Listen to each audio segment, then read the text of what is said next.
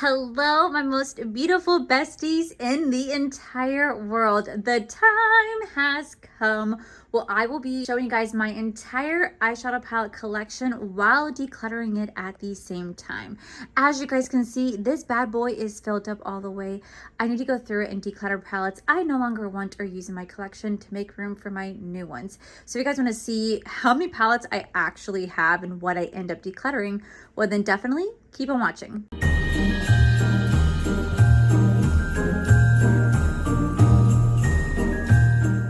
Okay guys, so this is how my collection's looking so far. This is just kind of like a random drawer right here. I need to go through here, but this is how my collection is looking so far. All of this is full, mostly of palettes. There's some non-palettes right here, but this is mostly full of palettes. When I say full, I mean like they are stuffed to the brim with palettes. I don't have room for like anything else at the moment. It goes all the way down here, all the way up here. Not to mention, I still have some palettes that are in this drawer, and this drawer, and we have my entire Glam light collection right here as well. So I'm gonna go ahead and set the camera up. We're gonna go through my collection one palette at a time. Now I'm not gonna swatch my palettes because that would make this video way too long, but I'm still gonna show you guys. I do have videos on videos on majority of the palettes you guys see here with swatches in those videos if you guys do want to go check them out, but it'd be way too long for me to swatch them. So I'm just gonna show you guys. I'm gonna tell you guys why or why I will not keep them. So we're gonna get the camera set up and we're gonna get this collection and declutter started. Alrighty, so we're gonna start with this drawer right here, and then we're gonna kind of work our way through everything like on the top and everything like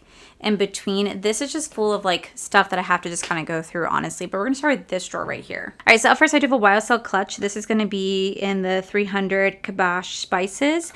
I think it's a really cute palette. I really do like YSL little mini clutches. I think they work perfectly, great for travel, so I'm gonna go ahead and keep. I just got this little mini palette from Kaleidos. I don't even know what it's called. Quad palette Venus Trap. I just got it, so I definitely play with this. I'm gonna go ahead and keep. I have this little LA Girl palette right here, Foreplay. This is cute. It does get the job done. Surprisingly, it's not the worst formula in the world, but I'm gonna go ahead and declutter this. I have this little mini palettes from Game Beauty. This is part of a gaming series. This palette is really cute. I did like playing with it, so I'm gonna go ahead and keep it for now. I loved the little Senna palette from Game Beauty. This is so beautiful. Makes a really great fall palette, so we're gonna go ahead and keep. The Queen Bee palette from Color Rain. This literally just got discontinued. The whole brand is completely shutting down, so I actually bought 3 more of these palettes to give back to you guys, and those are actually in boxes, and I did keep an extra one for myself because this is one of my favorite fall palettes. It has been for years. I absolutely love bees, and I think it's such a beautiful color story, so we're definitely keeping. I have a little palette that I created with Ofra. This is not like my custom palette. I just got to pick out pre-existing shades and got to kind of put it together. So this is like my rendition of like a summer beach palette. I really loved playing with this palette. I loved creating it. So we're going to definitely keep this one. We have my palette that I created with Ofra. This is going to be the Falling in Love palette by me. I absolutely love this palette. I still play with it a lot. I'm very proud of it. So we are definitely keeping this palette.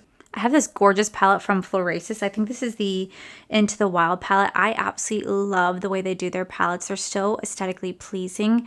They put such intricate designs into them. They're so gorgeous. I really do like the formula. They're very light. They're not for those who love full coverage, but for those who like more minimalistic makeup looks, these are going to be the one for you. Love this one. Definitely keeping. Another palette from Florasis. Again, I absolutely love the palette. I love the formula. This was such a gorgeous palette to work with. I think this is the Phoenix one. Very beautiful. I love the Phoenix design. It's just so gorgeous. I can't get over how beautifully aesthetically pleasing these palettes actually are, so we're definitely going to be keeping this. You know, I was very pleased when Lancome sent this palette my way. This is going to be the Hypnose Rose in the style 19 Ardent Drama. It's really pretty, it is, but this palette is so expensive for what it is. I'll never understand. Maybe it's because it's like the fancy packaging that comes in. I don't know, but it comes with the cheapest freaking tools ever that literally fall out of the component every single time I open it. I don't think this is the prettiest color story. I like the eye look that I created with it. The formula isn't too bad, but to me, it's definitely not worth it. It feels so cheap, and it's supposed to be so expensive, but it feels so cheap, like packaging wise. So for me, I am definitely going to go ahead and declutter this. I have a little mini palette. This is going to be from Flower Knows Beauty. This is part of their like Midsummer Fairy Tales collection. This is a really, really cute palette. I will say when it comes to Flower Knows Beauty, their palettes tend to be very similar. Like very similar in like the color story, the vibes. So I do think this is really pretty. I'm going to put this aside because I can't decide whether or not I want to keep it. There's some that I want to keep. There's some that I'm like, it looks so similar to each other. So I don't really know. So for now, I'm going to put this one into the side in like a maybe pile. Here's another perfect example. This is part of like the strawberry collection that Flower Knows Beauty came out with. I love the eye look that I created when playing with this palette. Formula is really nice, really pretty eye look. But again, it's more on the basic side and I like more colorful palettes. I don't mind having neutral. Don't think I don't. It's just, I don't know. I don't get as excited when I look at this one. So for me, I'm gonna put this in the maybe one as well. But I will say the packaging and design is still so beautiful. I do have Angelica's first collab. This is gonna be Club Nebula from Kaleidos. I know that you guys can't get your hands. I know this is like discontinued, so you can't get your hands on this anymore. This actually was gifted to me by a really sweet person, and I think I'm gonna always hold on to this. Plus it's like Angie's collab. I know, like I said, they don't make this anymore, so definitely gonna keep. Okay, so we have another of the Florasis like Phoenix palettes. This one's definitely more on the matte darker side. This one's so beautiful. I really think it's such a stunning, gorgeous palette. I'm definitely going to be keeping this. It is just such an artwork. Like seriously, they create some of the most beautiful pieces. I like never want to mess with it because I never want to mess with like the integrity of the palette, but I know I need to. But my gosh, are these stunning. It's the first palette that I actually ever received from Florasis, and I really loved this one. It was so intricate, so unique. It just, I don't know, they put so much thought and effort into their shadows and their formula, and I just think it's so pretty.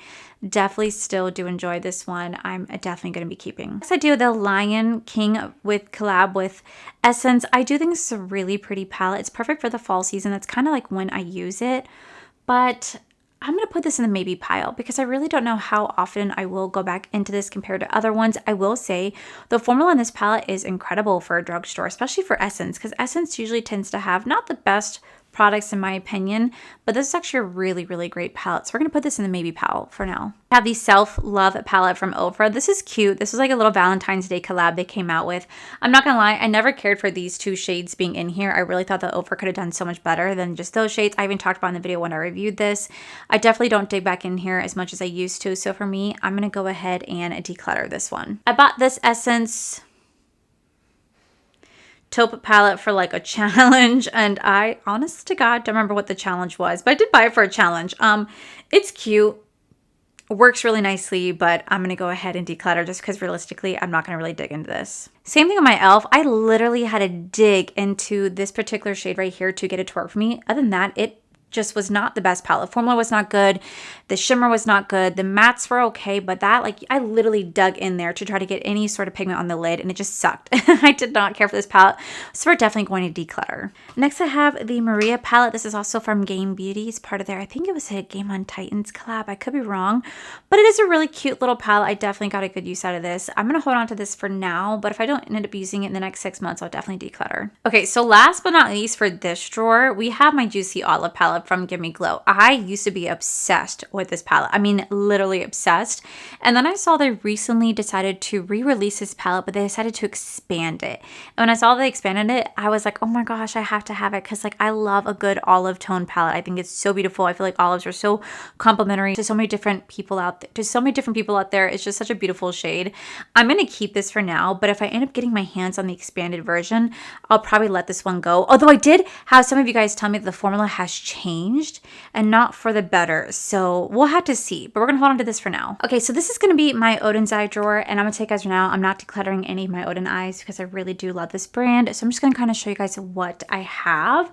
We will be doing declutters in this video, I promise, but I do want to just show off this collection because I'm very proud of it. I used to actually have a lot more, and in previous eyeshadow declutters, I actually did declutter a lot of my Odin's eye because when they first added me to the PR list, they were so sweet and they gifted me so many different palettes, and I knew I wasn't gonna get a use out of them, so I did put them into giveaway boxes and gave them to other people to get a better use out of it than I would have. But these are the ones I still have that I still cherish, so I'm gonna hold on to these ones. So up first, we do have the Solomon Volume 2 palette. God, do I love this palette. It is so beautiful. This is still probably one of my favorite palettes that they have come out with to date. I just love this color story.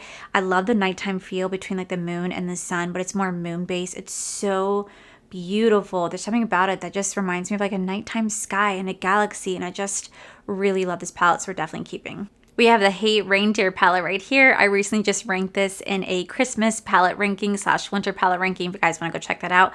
Really cute. Definitely not my favorite Christmas palette, but it's a really cute palette nonetheless. We do have the Merry Christmas palette. This actually came in 3rd place this year. Spoiler alert. Spoiler alert, this came in 3rd place, but I still really love this palette for the Christmas season. I wish they'd bring us back because it sells out every time, but absolutely beautiful. We have the Snowman Dream palette. This one is gorgeous. This is like a pastel cool tone version of a Christmas palette. I really did love this one, so we definitely have to keep. Then we do have the Silvery Bliss palette. This was actually this year's Christmas palette that came out from Odin's Eye. Really cute. Definitely a little overwhelmed with the amount of reds that are in here, but it's still a cute palette nonetheless. I did like my eye look, but it was not my favorite. Another spoiler alert, this one came in 2nd place. I love this palette so much. I cried when I talked about this palette, probably because of Christmas Eve and my association with it is why I cried, but I still love this palette so much. It is so gorgeous and very different from some of the palettes I have in my collection, so I absolutely hold this one close to my heart. I do have my wonderful friend Angelica Nyqvist. This is her Trick or Treat palette with Odin's Eye. I will say this is a really beautiful Trick or Treat palette, little Halloween palette moment. I think she did a really great job with the color story, the name, the outside packaging. Really love this one. We also have the little Ghost palette right here, another one of Angelica's collabs.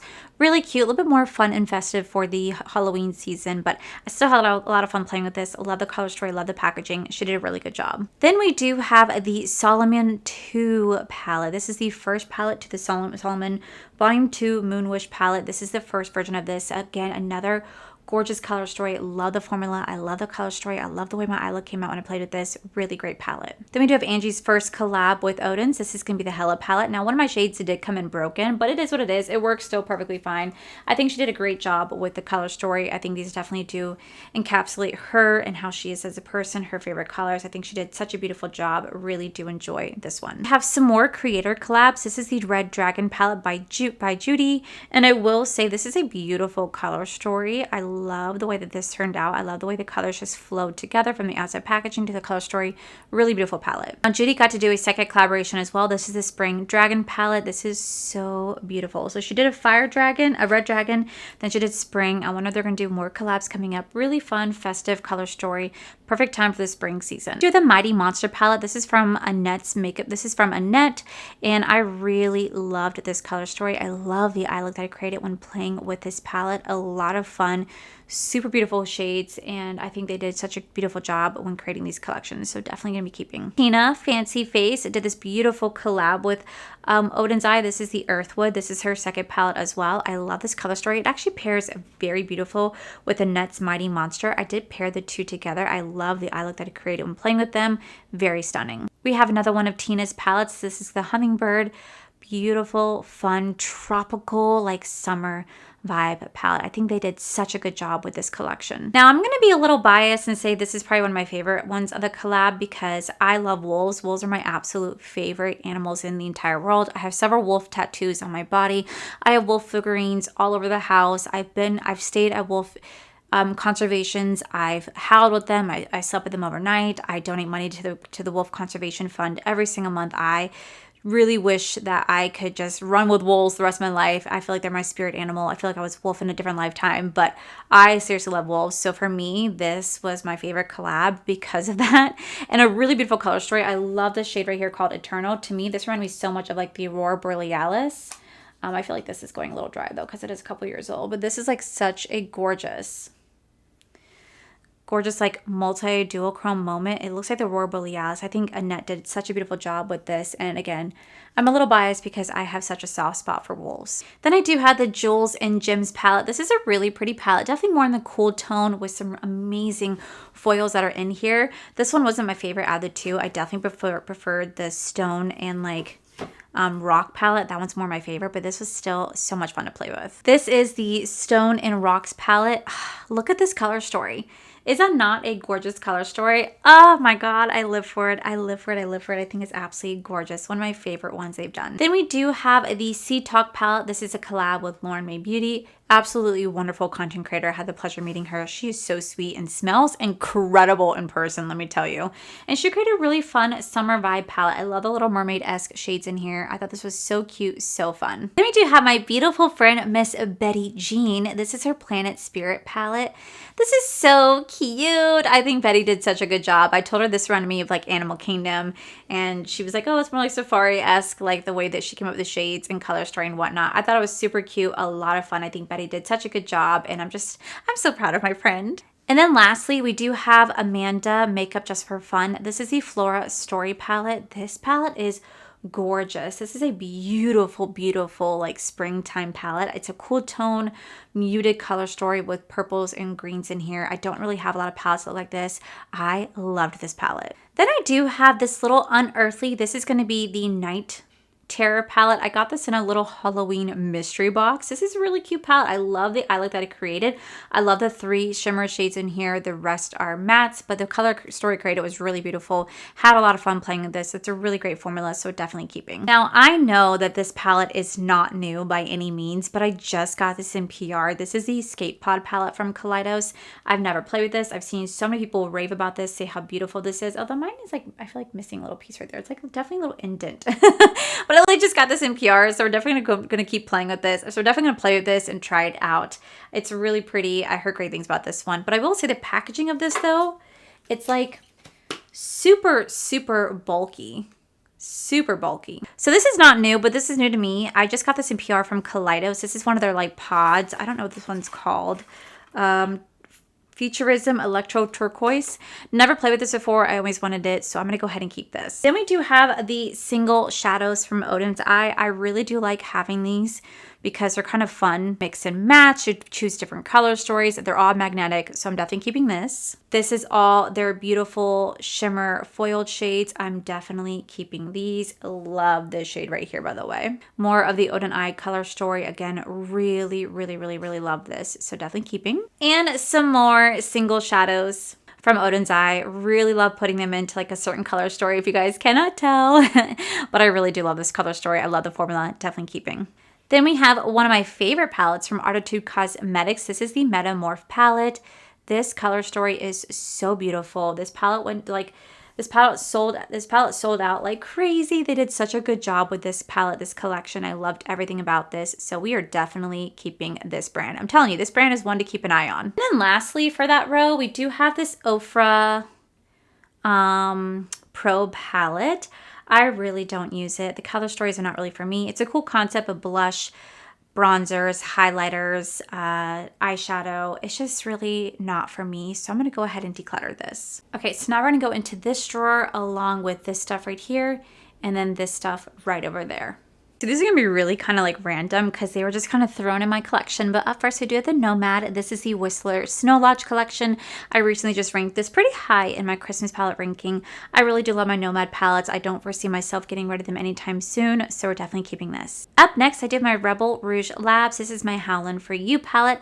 I've had this for quite a few years now. I want to say at least since like 2019, 2020. I don't really use it as often anymore, but I still really do enjoy having it because I think it's such a beautiful palette. Although I'm not the biggest fan of the shade right here called Ghosted because that is truly just a pressed glitter. But I'm going to hold on to this for now, especially because I don't have many horror collections or horror palettes in my collection or like Halloween themed palettes. So we're going to go ahead and keep this. I did this gorgeous Vamp palette from Bella Beauté Bar. I loved this palette. I thought it was so beautiful. Perfect in time for Halloween. I think mine came shortly after, but you know what? That was completely okay. I think it's absolutely gorgeous. I love playing with this, so we're definitely keeping. I do have my Witching Hour palette. This was from Alien Cosmetics, now known as Unearthly. I don't know if they'll ever decide to bring this palette back or expand on it. I really still love this palette for the Halloween season. I think it's beautiful. I think Amanda did a really great job with this. So we're definitely definitely be keeping this. I promise there'll be some declutters in here, guys. I promise. Okay, so next we have the Creatures of Forever. This is another one of my Rebel Rouge Labs palette. Love this palette. This is supposed to be like a throwback to like the 1980s, early 1990s, like Halloween. Really cute style. Love the formula in here. I feel like this brand isn't around as often, but they are incredibly sweet. Really do enjoy buying from them. They're sold on Etsy, and I just think it's a really sweet brand, so definitely keeping. Okay, so with this next palette, now I'm going to be very, very honest with you guys. So I love Betty Jean. She's one of my closest friends. However, this is her first collab with Shroud Cosmetics. Shroud Cosmetics isn't really a brand anymore. Betty has actually been pretty vocal over on her channel. When she did her eyeshadow palette collection and declutter, she actually talked about how she was not decluttering these palettes, but that she was taking them out of her collection because she doesn't want to have something in there that you guys really can't get your hands on too much anymore, and they've completely ignored her. Like, she's reached out to the brand for over a year, and the brand has completely ignored her. A lot of people didn't get their products that they paid for. Some people did. This brand is just kind of, I don't know, just kind of quiet and not really saying what happened, what didn't. And it's just really sad to see because I know how much Betty really loved this brand, and this brand has just pretty much stopped all communications. And so for me, I said this in my Halloween ranking video, and I'm going to stay true to it. I'm going to go ahead and pull this from my collection. I'm by all means not decluttering it. I'm not. But if you guys can't see, I'm trying to be very diligent with it. 3 shades are starting to break. My Grim shade's starting to break. 0 shade starting to break, and Apparition has all started to come apart, and now Sam in the middle is starting to crumble. I don't know what's going on. I mentioned this to Betty several times. She's like, I don't know what happened either because none of her palettes are doing that, but mine sadly are. I know that these are actually hand pressed back in the day, so I don't really know what's happened, and I don't want anything bad to happen to them. I'm very proud of this palette. I'm very proud of Betty. I think she did such an incredible job with the color story, but I don't want this to continue to break. So for me, I'm going to go ahead and pull this from my collection, but I'm going to put it into a shadow box to keep for like memories and stuff like that. So this is officially going to be pulled. It's so sad. So you guys are no longer seeing this in like a palette ranking, but it's for various reasons. And yeah, she's going to be leaving the collection but going into a shadow box. Same thing with my same thing with Hollow Bean. The shimmer shade right here called Black Flame is all starting to crumble around the edge. I don't know why. My palette's starting to do that, and now the Afterlife shade is starting to do the same thing. I don't know if it's because they're getting dried and starting to crumble. I don't know, but I don't want this to get any more damage than it already is. So for me, as beautiful as I think it is, Betty did one of the best jobs with this one. It's one of my favorite Halloween ones. I do have to sadly pull this from my collection because I don't want this to get damaged anymore. So we're going to go ahead and put this into a shadow box. We have this gorgeous Nightshade palette from Gourmand Girls. I loved this palette. I think Doodle by the Bunnies and Christina did such a beautiful job with this. Definitely keeping this palette. I do have this Salem Cosmetics palette. This is going to be the Salem and the Witch. I'm going to keep all my Halloween palettes for now just because in reality I don't ever really get to use them a lot except for the month of Halloween. I mean, I guess I could, but I like to keep them for now. So this just is me kind of showing what I have. But like I said, we're still going to be doing declutters. It's just I want to keep all my Halloween ones for now because I don't really have that many. So this is my Salem Cosmetics Salem and the Witch palette. We have this really cute Wicked Widow Graveyard Smash palette. Whenever I see this palette, I always think of Rocky Horror Show and think of the song Monster Mash. I don't know why, I just do, but it's a really cute palette, definitely keeping. We do have this Alien Cosmetics. This is the Not Normal palette. Now I know this palette also just got revamped and now it says Unearthly Cosmetics. It has an extended shade range to it. I think by like 4 or 5 more shades. I didn't pick it up. I really need to. And if I do, I'll end up decluttering this one and replacing it with a new one. But this is the one I'm going to keep so far. I do think it's really pretty, definitely unique for a color story, so definitely keeping. We do have the Tiny Marbles palette. This is a collab with Sydney Grace and Mel Thompson, who is sadly no longer with us. This was her collab. Definitely going to keep this as a keepsake for sure. We do have Gourmand Girls collaboration with Steph's Beauty Stash. This is the Nueve Vita palette, and it's cute. Definitely not my favorite color story, but it's really cute. I think she did a good job with that. We have this really cute Unearthly Cosmetics. This is the Don't Be Jelly palette. I think this was the first one I ever got in PR. Super cool, so pretty. Really love this palette. Then we do have my Nomad Cosmetics. This is the Fiji 5 Lakes. This was their idea of a fall theme palette. I thought they did such a good job with this. I really enjoyed the color story. Liked how different it was from other color stories that for fall, like more of the cool tone vibe. I thought it was really cute. I like it. I'm gonna keep. We have my other Nomad Cosmetics. This is the Ireland palette. This is still probably one of my top favorites for Nomad besides like the Stargazer one. I absolutely love this color story. I think they did such a beautiful job with this. Definitely keeping this palette. We have the beautiful Flourish palette from Inslee Rain Cosmetics. Loved this color story. So cute, so fun. I love the 2 different eye looks that I created when playing with this. Had a lot of fun with this. Absolutely love the formula, love the brand. Definitely keeping. We have the Flutter palette from Inslee Rain. Again, another fun color story. This is like perfect for the spring season. I love the cool tone muted shades in here, and plus those shimmers and foils are just so gorgeous. Definitely keeping. This is the Neutrals palette from Cosmic Brushes. This is actually one of the first palettes I tried from Cosmic Brushes, and this is what made me fall in love with the brand. And I actually got mad at myself for not trying the brand sooner because this palette's fantastic. The formula is fantastic, and they're so affordable. Why I've been sitting on this brand for so long, I'll never know, but definitely keeping. We have another one of my favorites from Gourmand Girls. This is the Frozen Kiss palette. I recently just reviewed this. I love the 2 eye looks that I created when playing with this. Definitely perfect for this Christmas season and winter season. Such a beautiful color story. Love the formula. I think Gourmand Girls really did it with this one. We have the Rosy Jingle palette from Odin's Eye. This is going to be their Christmas palette they came out with this year. I don't know why it's not with the other ones, but I'm definitely keeping this one. Beautiful color story. Not my favorite, but really enjoyed the eye look. This is the Cradled in Ice palette from Fantasy Cosmetica. I loved the formula in here. It is incredible. I think Jordan does such a beautiful job, a beautiful color story, and just does a great job telling a story when it comes to her brand. I absolutely am in love with it. I think this is so pretty, and I definitely think that this is a brand you guys should really pay attention to as well. And then lastly for this drawer, we have the Silent Night palette from Gourmand Girls. Another stunning, beautiful winter palette. I believe this one sold out last year. I thought they were bringing it back. I could be wrong, but this is absolutely beautiful. Perfect for the Christmas season. Definitely keeping. All right, now we're gonna move on to that drawer right there. Okay, so we're starting off with our Nomad palettes. Like I said, I'm not going to really declutter any Nomad palettes because I really do love them. So this is going to be the Nomad. I think this is like the National Park one. I remember I told a story about the Wendigo, but I kept calling it Winnebago. Shocker, I messed up on something, but I had a lot of fun in that video. I told some really spooky stories, so definitely keeping. We do have the Nomad. This is the Province palette. Again, another really cute little bee palette. They actually supported the bee conservation in this palette. Really love the color story. Perfect for spring. Definitely keeping. This is the Nomad. This is the Fire and Ice palette. This is the first time I ever tried this palette.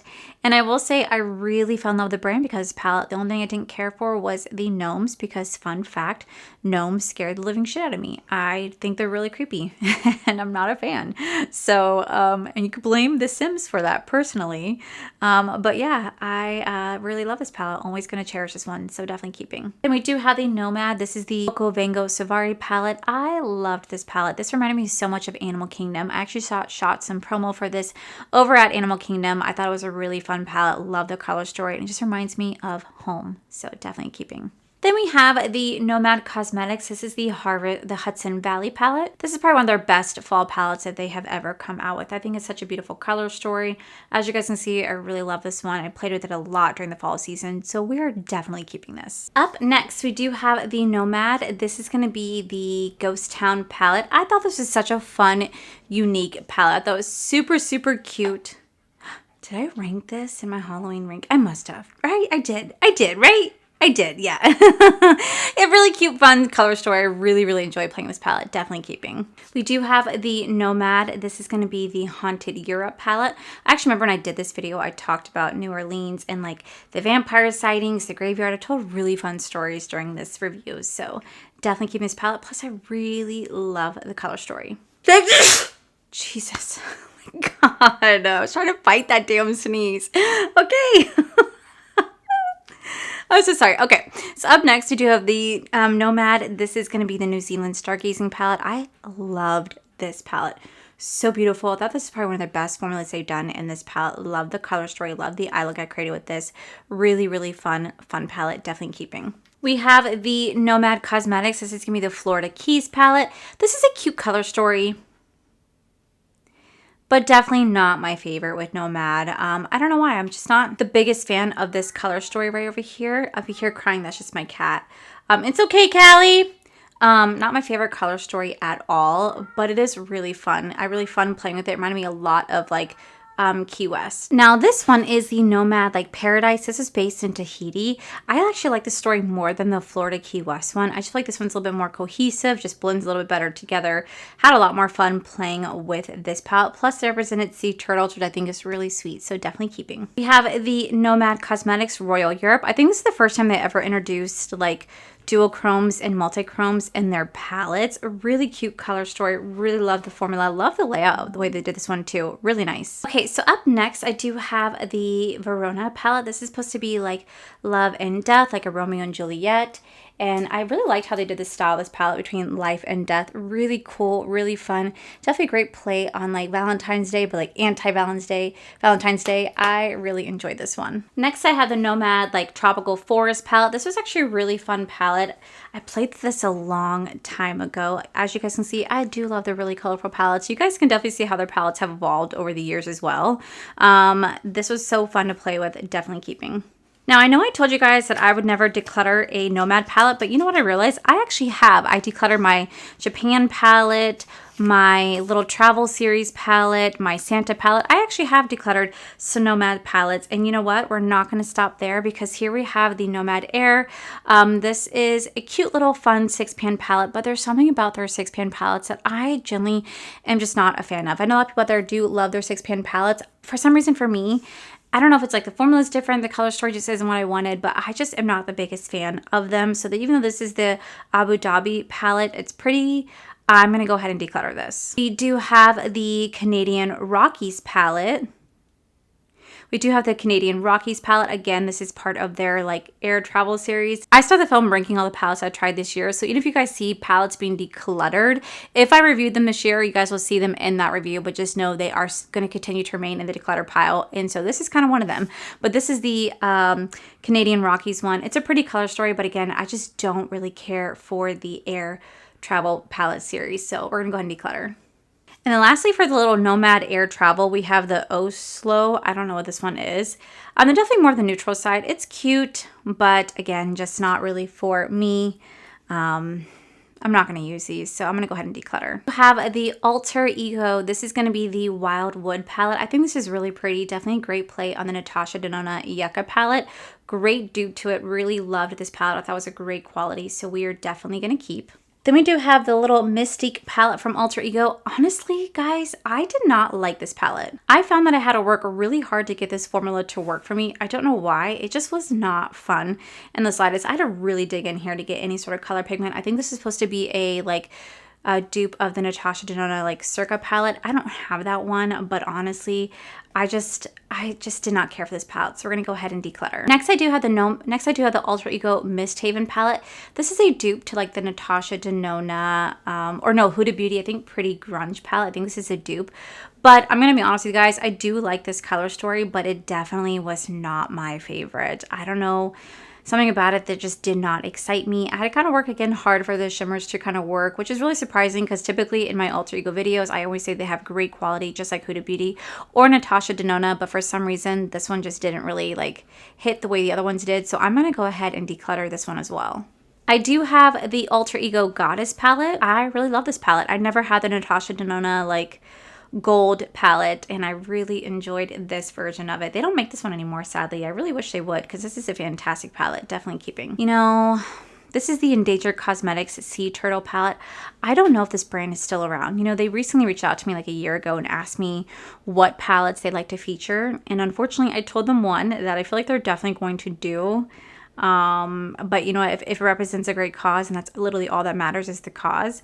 But I really loved this brand. I thought they made some really great products. I'm going to keep this for now, but if this brand ends up shutting down, I'll probably end up letting this go with it just so that I could just make space for newer palettes. But this was a really fun palette to play with, but I'm going to keep for now. We do have the Game Beauty. This is going to be the Harbinger palette. I'm going to let it go. Also, what is that? I think it's just shimmer.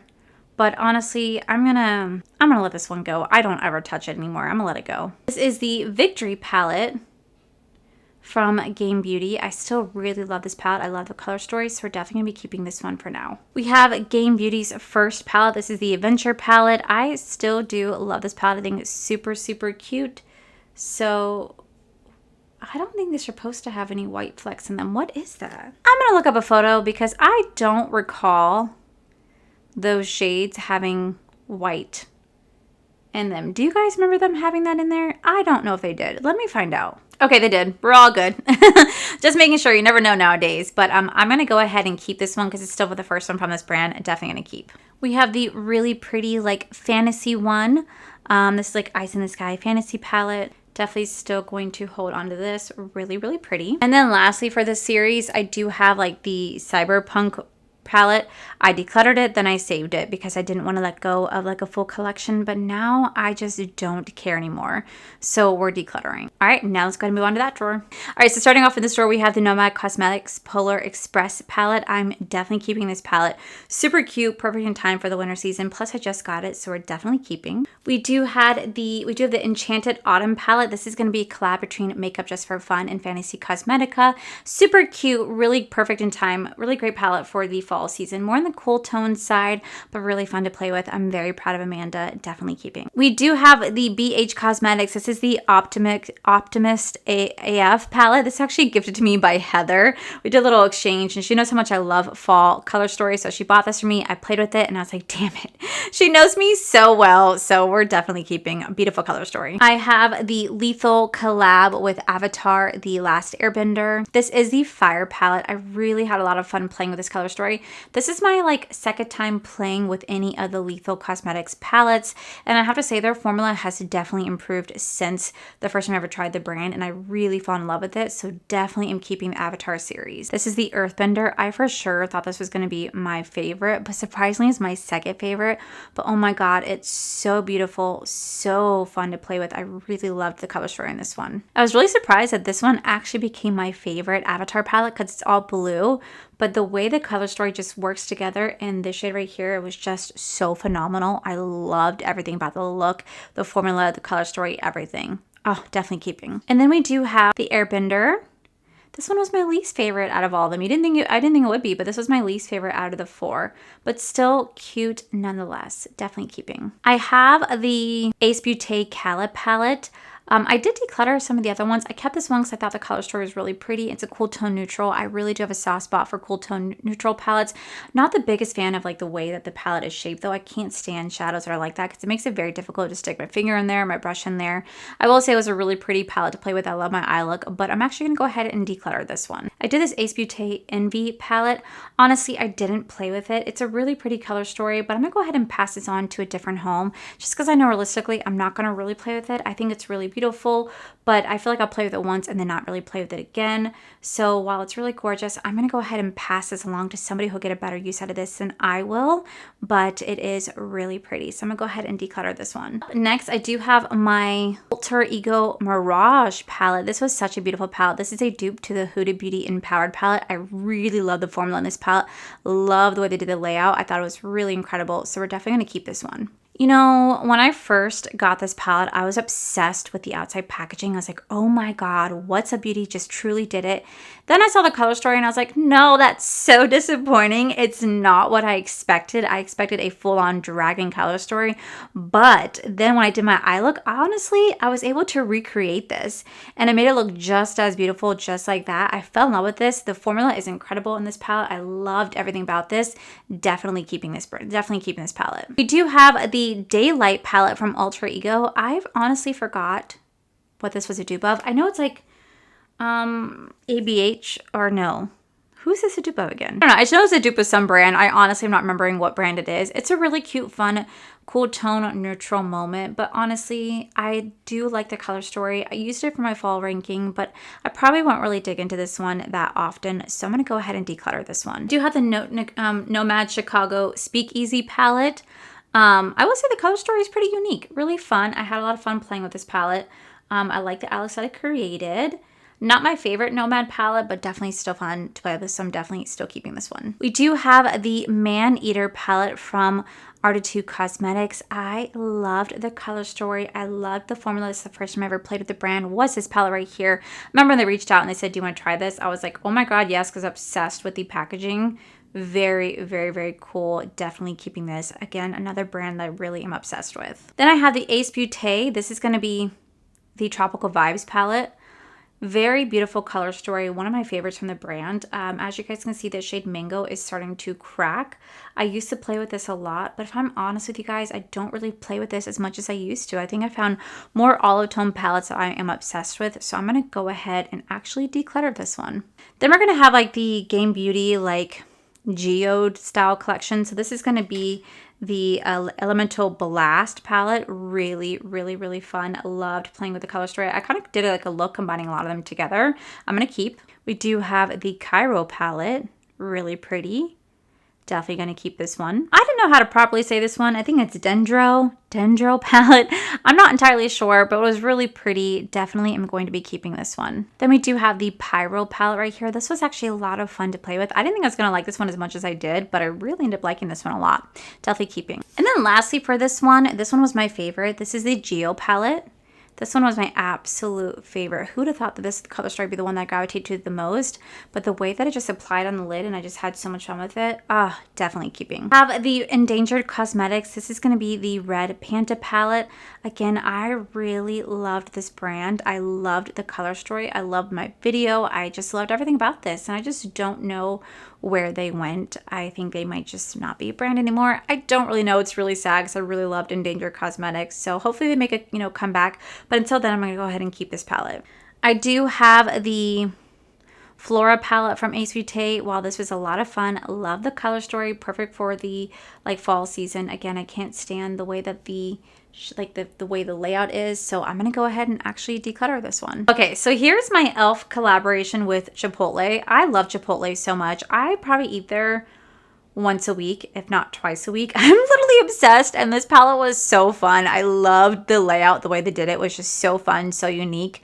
I'm going to still hold on to this for now. I don't think I'm ready to get rid of it. Maybe in time I will, but for now, we're still going to keep this because like I feel like you can't even find this anymore. This is when e.l.f. did really fun collabs. This is my pure collaboration with Raw Beauty Christie. It was a two-part palette. We have this one side followed by this side. I remember when this launched, it like broke the freaking internet. It was like a freaking like, I don't know, 10-hour like wait to get my hands on this damn palette. Do you guys remember the fiasco that this launch was? Really cool and fun, but honestly, I don't ever use this anymore. I truly don't. And while I still do enjoy Raw Beauty Christie, I don't consume her content as much as I once did. So for me, I think I'm going to go ahead and declutter this. I may put this in a shadow box for sure, but if not, I am definitely going to just go ahead and declutter. I have my little lost library from Fantasy Cosmetica. This is like a little like single shadow moment. Really love these little single shadows. We're going to keep for now, but I am noticing two of the shades are starting to break. It's not the first time this has happened to me with this brand, sadly, but we're going to keep for now. Here we have the Bard palette from Fantasy Cosmetica. Now, my original Bard palette, actually this whole shade completely shattered. I was getting oil stains everywhere and that shade was starting to shatter as well. So I did have to declutter it in my last eyeshadow palette Declutter because it was just breaking and I couldn't deal with it anymore. But luckily enough for me, whenever I went to Creator & Friends, Fantasy Cosmetica actually hosted some gifts that were there and they actually put this palette in there. So I was able to replace my broken palette, which I'm so grateful for. So that's why it looks untouched because I did have to replace mine. But here is the Bard palette, definitely keeping. We do have this really beautiful Fighter palette from Fantasy Cosmetica. Really love the color story. I just really love the brand. I realized how much I really love this brand. I'm so glad that like they took a chance on me and sent me their first Druid palette long ago, and I really fell in love with the brand. Love this, keeping it. We have this gorgeous Warlock color story. Really, really, really pretty palette. Really perfect for the spring season. Definitely keeping this. We have the Rogue palette. As you guys can see, this one was really well loved. I love this color story. There's something about it that is just so beautiful to me. Definitely keeping this one. We have the Sorcerer palette. Not my favorite one from the brand, but still really fun. Definitely keeping this one. We have the Wizard palette. Loved this color story. This shade right here, spectacular. Love the eye look that I created when playing with this palette. Definitely keeping. Now, here is the first palette the brand sent me. This is going to be the Druid palette, okay? This is the first time the brand ever launched something. However, as you guys can see, my shades are starting to break. I don't know why it is, guys, but for some reason, my shadows are starting to just crumble and break. Although I've had this issue with this one for quite some time now. It just wants to break apart on me, but this is how I first tried the brand and I fell in love with it. However, they recently decided to redo their packaging because they have grown as a brand, so they have more money to invest back in their brand. So they decided to relaunch their first palette, but with a more modern, updated packaging. I love this way that it looks compared to this one. Granted, they're not bad, but I can see why she wanted to upgrade. So this palette is in pristine condition, and I love the way that it looks. Like, look at how the font changed. It's so colorful on the inside. And she also changed the regrowth shade. This looks definitely a little bit different. But this is the palette right here. You could definitely see where things are similar, but some things have changed. So I think I'm going to go ahead and declutter this one right here because this one's breaking. And I'm just going to keep the new one right here. Okay, now I'm moving on to my last section in the drawer, and that's my BH Cosmetics like ice cream palettes. They don't even make these ones anymore. These are definitely quite old. So this is going to be the cherry on top palette. I've been keeping it for so long, but honestly, I'm probably never going to use this, and I need to make room for more palettes. So I am finally going to declutter this one. I'm gonna let it go, guys. I'm so shocked, but I am. We have the cotton candy one. Again, really pretty. Loved the BH Cosmetics formula. They made some great formula. Customer service was shitty, but they had great formula. But again, this brand just doesn't really exist anymore. I know Makeup Revolution bought them, but I don't really know what's going on there. So I'm going to go ahead and declutter this. Sugar Cone was one of my favorites, but yeah, I just don't ever use them anymore. So it's time I go ahead and let them go. We have this really pretty bubblegum palette. And really pretty, all blues. But like I said, I just don't ever play with these ever. I've had them for years. I keep them just for like a nostalgic sake at this point. But if I don't use them, I really should let them go or go to better home. I could definitely pass these ones along for sure. Now, this orange sorbet one, I'm going to keep for now because I still use this one. This is one of the only ones I still use because it is an orange theme. I keep it for my fall, but I still use it during the fall season. So it does get loved throughout the year. So we're going to keep this one. And then lastly, we do have the Sweet Pistachio one. Cute, really pretty color story, but again, I just don't ever show her any love, so we're gonna declutter. Y'all, be proud of me. That was so hard. I held on to these for years, but I'm finally putting my big girl pants on and we're saying goodbye. All right. So with that said, now we're gonna start to move down to this section right here. I'm gonna pull out this drawer first, everything that's on top of it and on the side. Okay, so up first, I do have the Sigma collab with the Little Mermaid. This was such a fun palette to review. I really did enjoy the eye look that I created with this palette. I love the color story. I thought the formula was actually quite incredible compared to other Sigma palettes. I really fell in love with this one, so we're definitely going to be keeping this one. We had the Culturals palette from Cosmic Brushes. Again, another beautiful formula palette. I really fell in love with the eye look that I created with this one. I think I actually like this one a little bit more than the neutrals. I thought it was so fun, so unique. Really enjoyed the color story and the formula, so we're definitely keeping this. I used to collect anything Melt Cosmetics, and I'm not saying that they're a bad brand, but I just don't resonate with their palettes anymore. I just feel like their formula is just not worth the price point. There's too many indie brands out there who create such amazing palettes for the same exact price with a better formula, better color story, better packaging. I just feel like their formula is just too drying and it's just not what I like anymore. And I held on to it because I used to really love the brand, but for me, I just don't play with it anymore. So we're gonna go ahead and let the Blueprint palette go. I'm gonna go ahead and declutter this. I do have the Radioactive one again. I'm going to let this one go. But you know, a fun fact, when I actually did my review of this palette, I actually told a story about how I did a review of the Chris and Dominique palette, whatever one, the one that had just come out right before it, and how I really was not a big fan of the palette. And I just was kind of like not being negative, but just didn't care for it, being honest. And that was the one video that Chris and Dominique actually watched of mine. And I was like, oh my God, the one time she watches a video that I review of her palettes, and it's me kind of being like, this is shitty. So I remember telling you that during this video actually right here, because I loved playing this palette, loved the eye look, but again, I just don't play with this anymore, so I'm going to go ahead and declutter. Now, this one wasn't bad. This one was not bad, but I I tried to recreate like a Robert Christie look. It did not work in my favor, but I'm going to keep this one. I still have a lot of love for this one, so we're going to keep this one. I used it a lot, actually. I still really enjoy my 420 palette, even though it's 420 supposed to be about, you know that. I think this is a really pretty color story. The formula on this one actually was still really nice, so we're going to hold on to this one. This was my first Melt Cosmetics palette. It's the Gemini palette. It's actually what brought me back to YouTube. So even though I don't play with this nearly as much as I once did, I don't find myself getting rid of this one anytime soon. So we're going to go ahead and keep this one for sure. Now my Day of the Dead palettes, oh, I'm not parting from these. I love these ones still, way too much to part from. And I think they actually sold out when they first launched. Really fun. Love the Day of the Dead collection. So we're going to go ahead and keep this one. And we're going to go ahead and keep this one as well. This is, again, part of the Day of the Dead collection. Not parting with these just yet. And this was such an iconic palette that Melt Cosmetics released. This is their Beetlejuice collection. A subscriber actually did send this to me. I'm going to still keep this one. I do have my single shadows from Cleona. I think these are absolutely incredible. Love the formula. Plus it's a magnetic pan. Definitely keeping this. I do have the Spring Magic palette from Unearthly Cosmetics. I thought this was a really fun palette. I really fell in love with the color story. I love the eye look that I created when playing with this. I think it was really fun. Definitely a little different from definitely a little different from the things that Unearthly has released before. We're definitely keeping this one. I do have my Glaminatrix. This is going to be the Barely Basic palette. I actually just got this palette this year. My first time playing with this brand, and I absolutely am going to be keeping this one. Really great introduction to this brand, so we're gonna go ahead and keep. We have this really fun palette from Gourmand Girls. This is gonna be the Peach Perfect palette.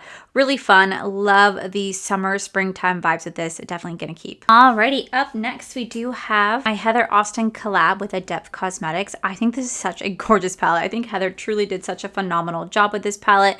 First time trying this brand, it won't be the last. Really enjoyed this. Definitely keeping. I have the Minka palette from Adept Cosmetics. This is pretty much all foils. I wish there was more mattes in here, but it is really fun. I really enjoyed the formula. I'm going to keep this one for now. We do have the Unearthly Cosmetics. This is going to be the High Temp palette. Now this is such a stunning palette. I thought this was perfect for the fall season. Even though it came out during the summer, I still thought this was perfect for the fall.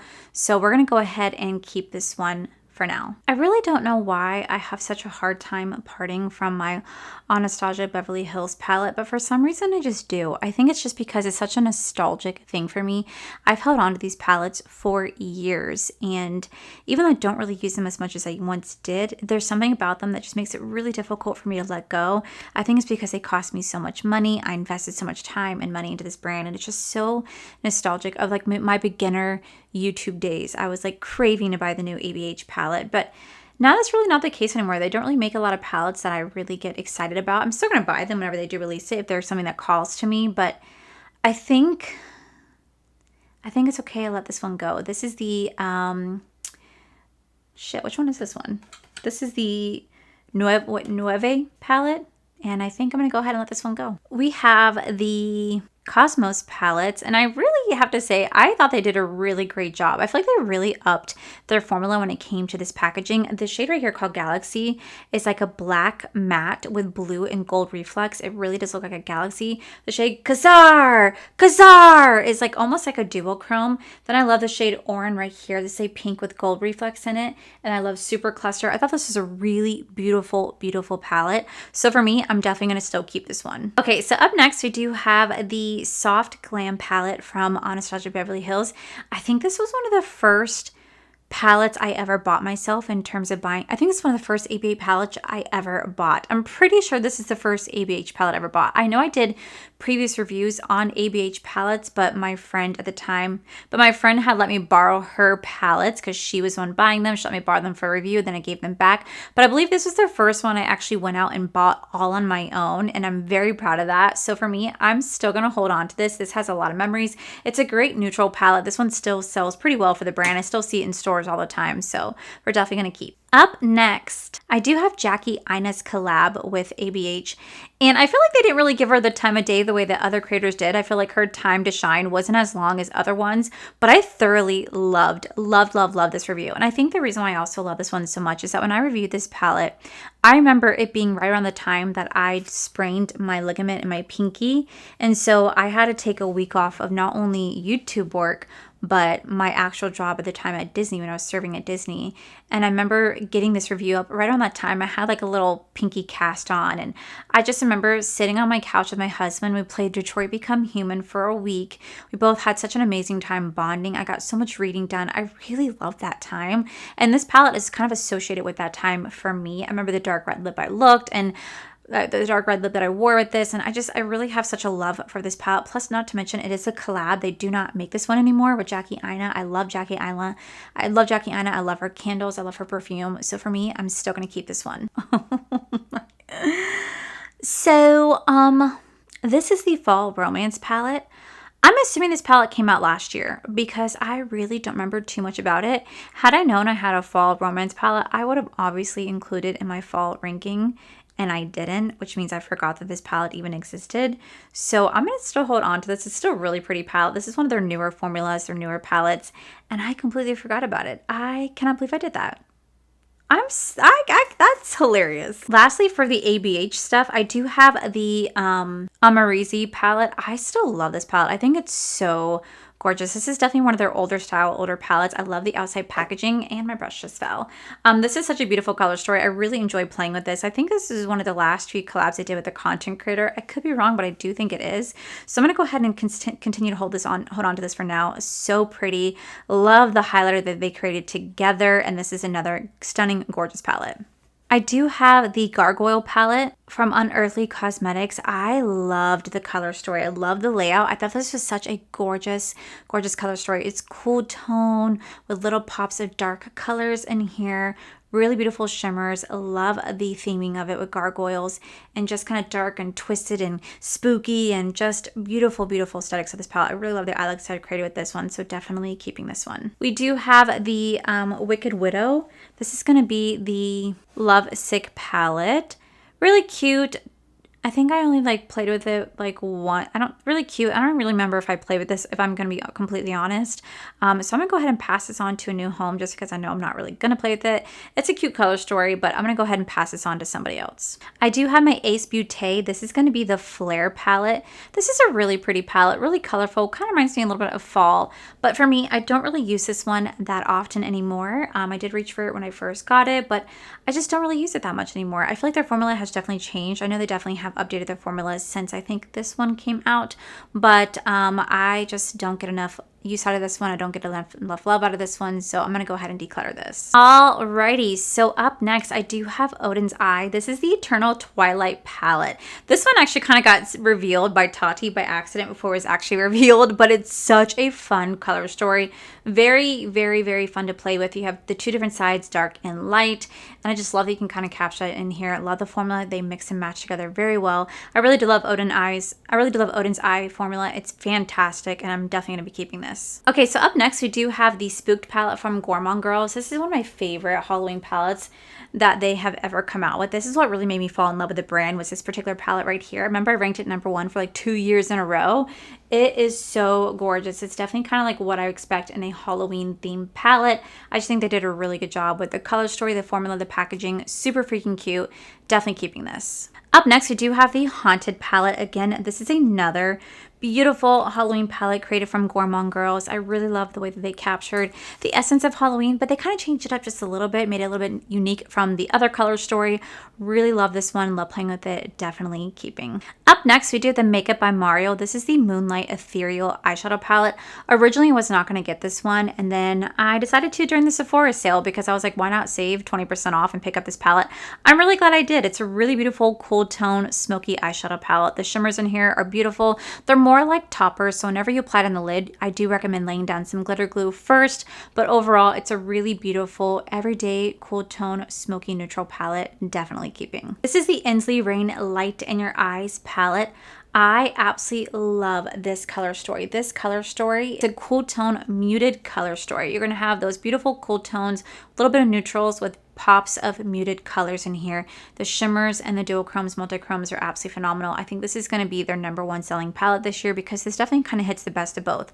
Those who love neutrals, those who love colors can definitely get the best of both out of these. You can mix and match it however you guys wish to because they are magnetic. I think they're so beautiful. This is one of my favorite palettes that Inslee Rain has come out with to date. I'm so excited to have it. So definitely keeping this one. Lastly, from the drawer, we do the Naked Urban Decay palette. This is the remastered palette. This came out this past like August. And I remember I bought this thinking I wasn't going to like it, but surprisingly I did. I think it's because they definitely updated their formula. I never had the original OG Naked palette. So this is my first time being able to get my hands on it.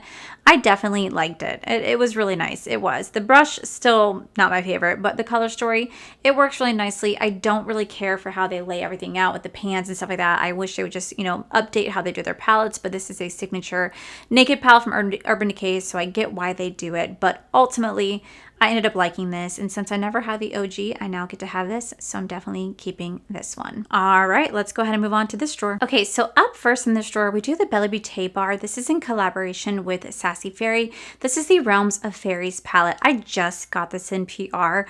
I think it's a stunning palette. I wish I had it in time to review it for like my winter palette ranking, but I didn't get it in time, but it definitely was an honorable mention. I think this is such a gorgeous color story. I love the cool tone blue vibes in this with a little bit of icy silvers, baby blues, icy lavenders. Such a fun palette to play with, definitely keeping. We have this little angel palette. This is from Flower Nose Beauty.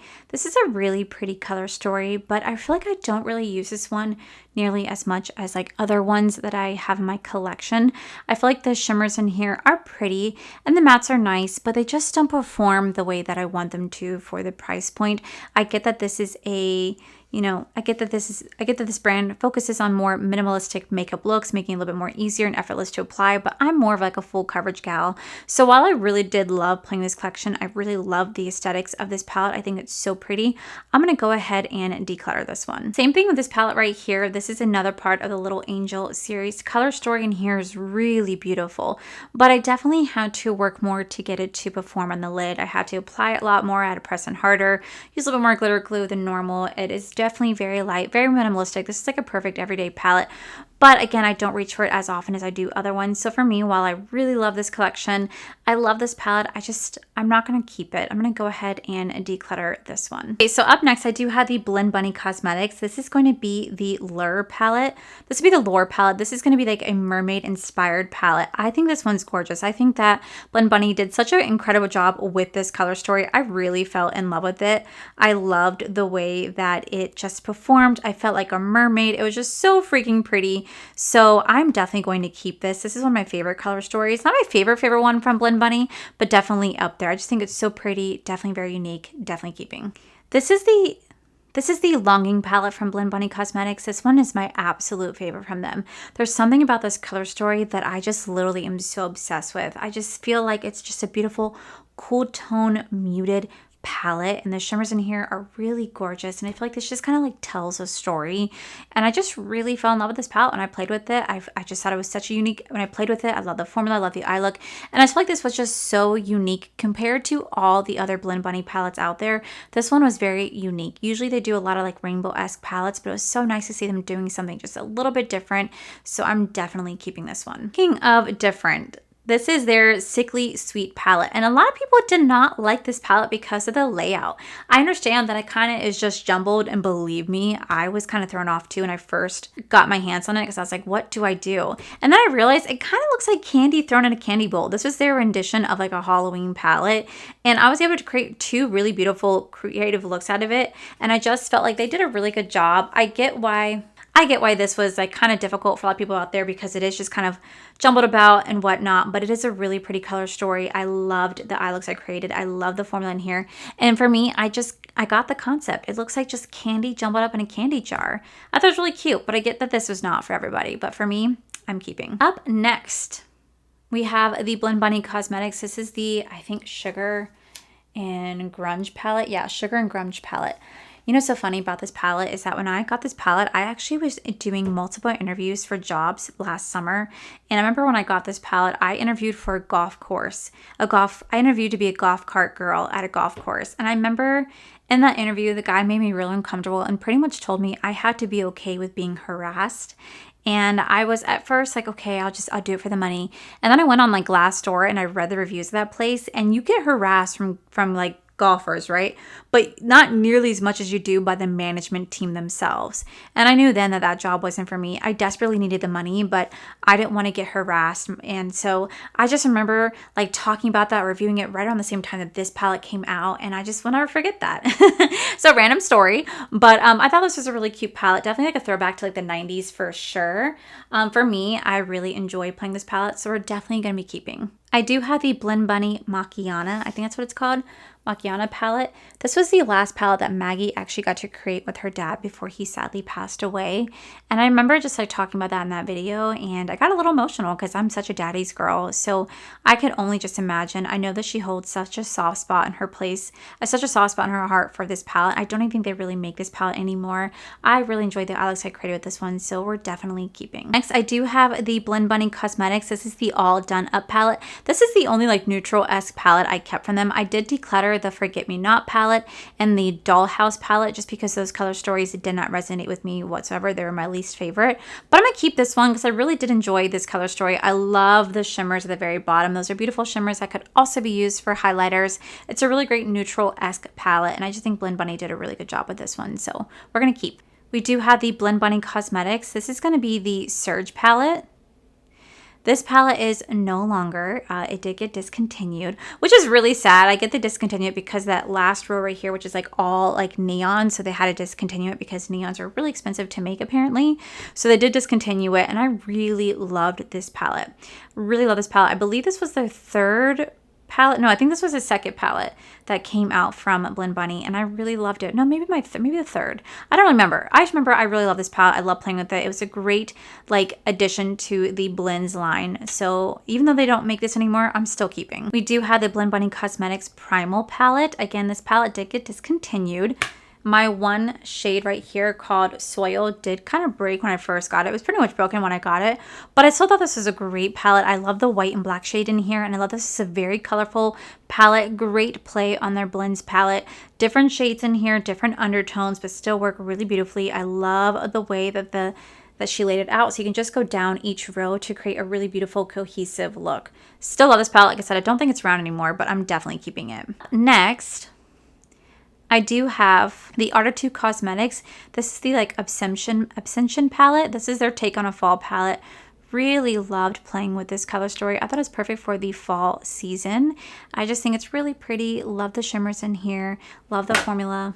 And I just really do love this brand, so definitely keeping. A little quad palette from Blend Bunny Cosmetics. This is the Trove palette. It did launch with the Mermaid collection.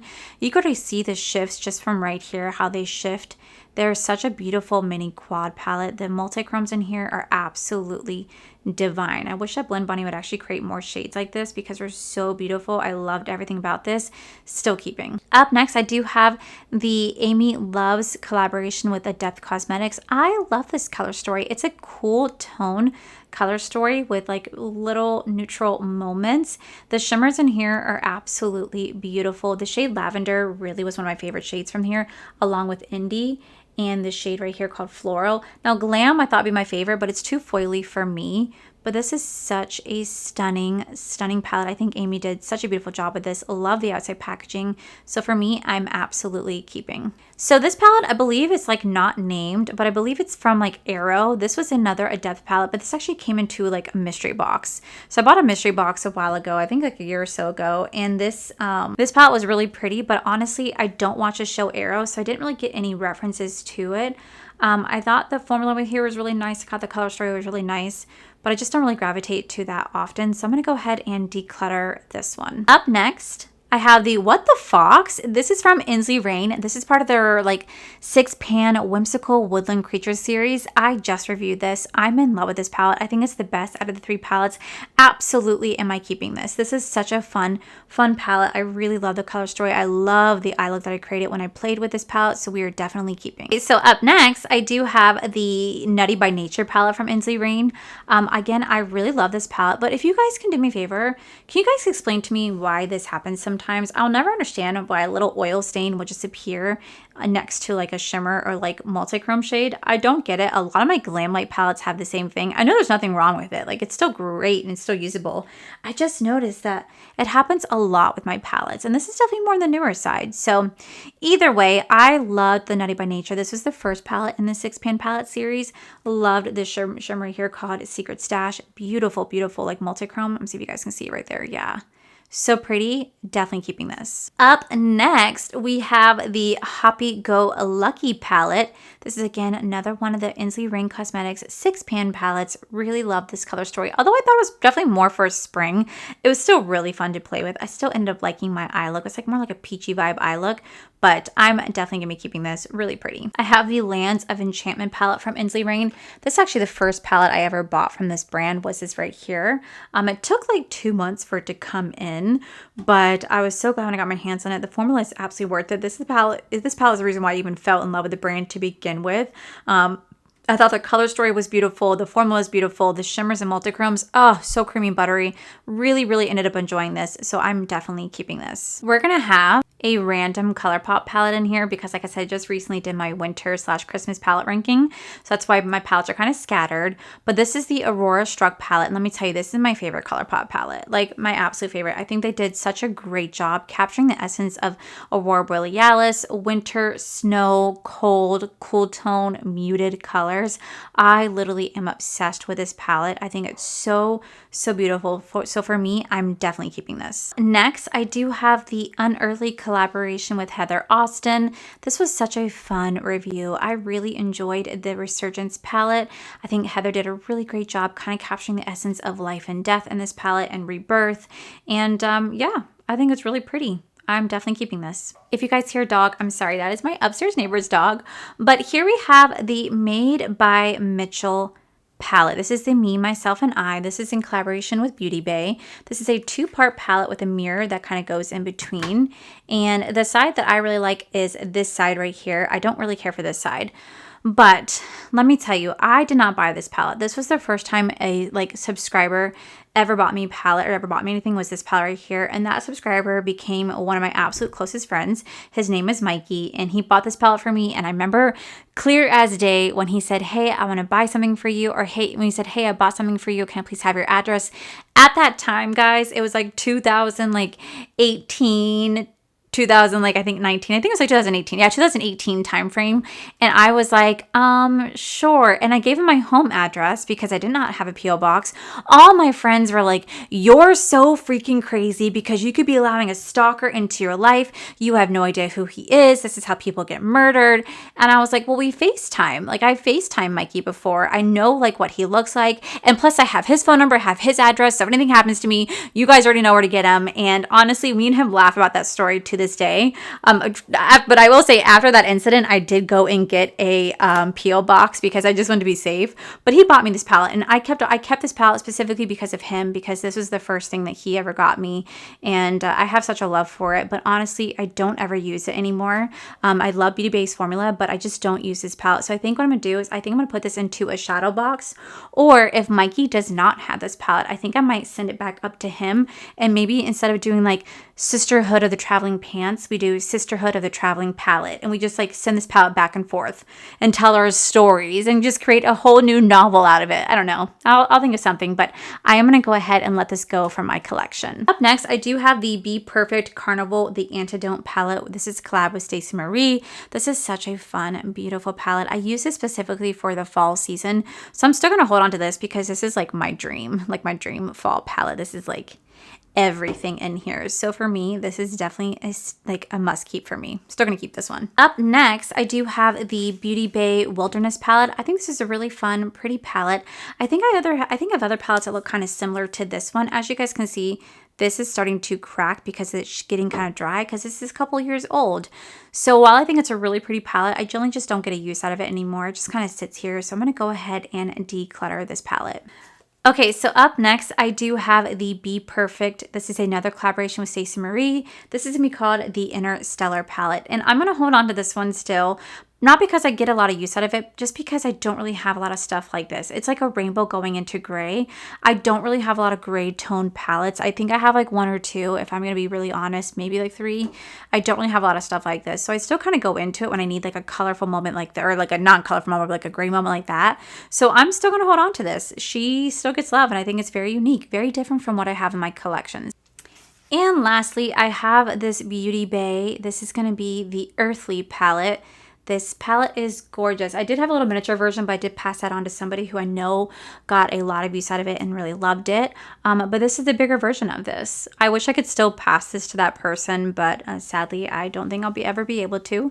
But either way, I think this is a really pretty palette. I'm going to hold on to it for now, but I still think this is gorgeous, especially if you have green tone. This is going to be the palette for you. So we're going to hold on to this one for now. All right, now we're going to move into my 2 Colourpop drawers. Although I will say my Colourpop collection has dwindled over the years. I remember at one point I had like 150 Colourpop palettes. I definitely have a lot less because Colourpop doesn't make nearly as much palettes anymore, and I've decluttered so many Colourpop palettes. But we're going to take what's on the top, what's on the side, and we're going to start to declutter this right here. Okay, so I'm currently taking a break because some of you guys want to see my puppies. And this is Coey. This is my baby boy. He's mama's bear. He's my security boy. He's always in my videos. Oh, and he wanted to say hello. This is my baby. This is who's always laying right here. He's always in my YouTube channel. This is who you guys saw in my last declutter video, and you guys wanted to see the babies. So here he is. Yeah. Kaya. And then this is Kaya, his big sister. This is Kaya. She's my sweet angel. She wouldn't hurt a fly. She's the best baby ever. So back to the eyeshadow declutter. Starting off, we have this Naughty palette from Huda Beauty. I really love this palette. I bought it like a year or 2 ago during the Sephora sale because I never got my hands on it. I'm going to go ahead and keep this for now.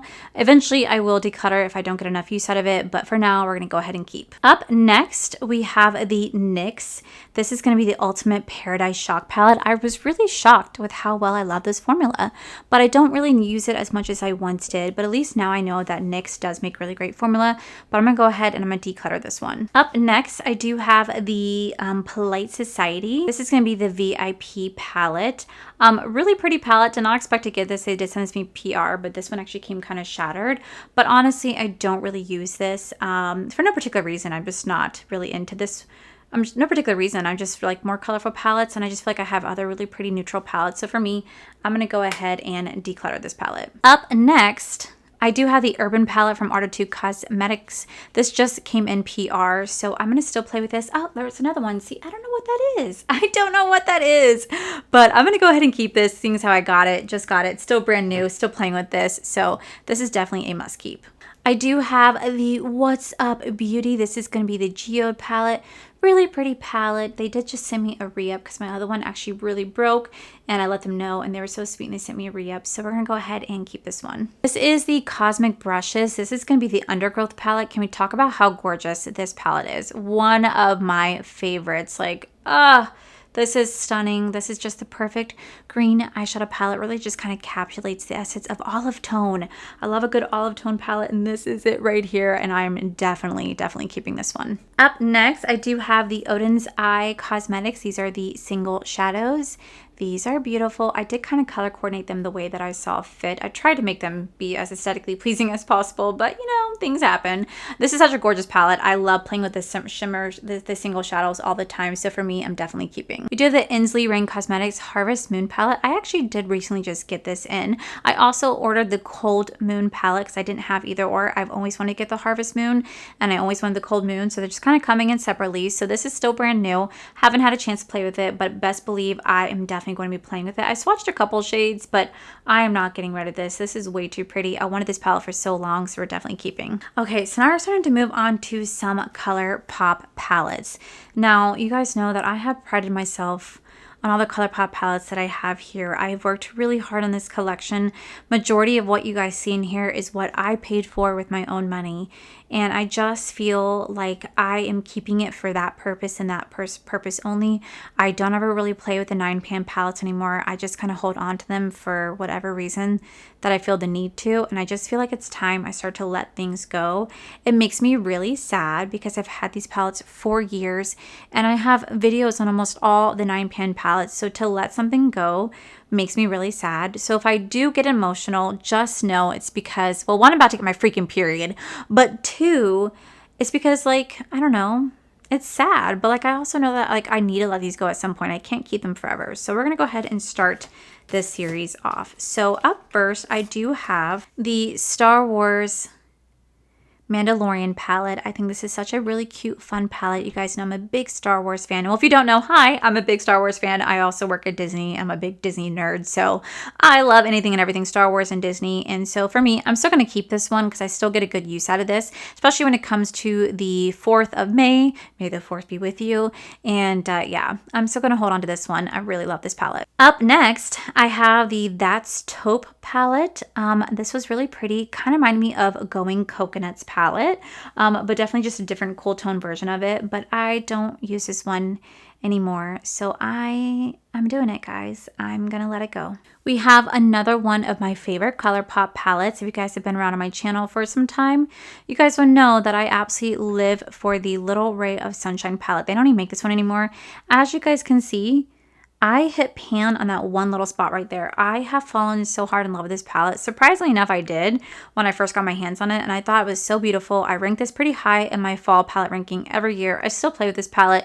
It's one of the only palettes I have in my entire collection, mind you, that has a little hole peeping through. You don't see that anywhere else in my collection, so that says a lot. I'm going to keep this one. Okay, so up next, we do have the Honey palette. I think this review, I actually did a giveaway in, and I had so much fun, but they do have their older pressed glitters palettes in here. And I don't really use this palette that much. I still use it for fall, so I'm going to hold on to it for that. But I'm still going to start to let things go from here. But we're going to hold on to this one for now. Up next, I do have my Star Wars. This is the C-3PO. They did not give him his time. Okay, he needed a full collection and they denied us of it. But this is the C-3PO palette. I think it's so gorgeous. I think they really captured the essence of C-3PO. And I just wish he would have had his own moment with a massive collab. Maybe one day.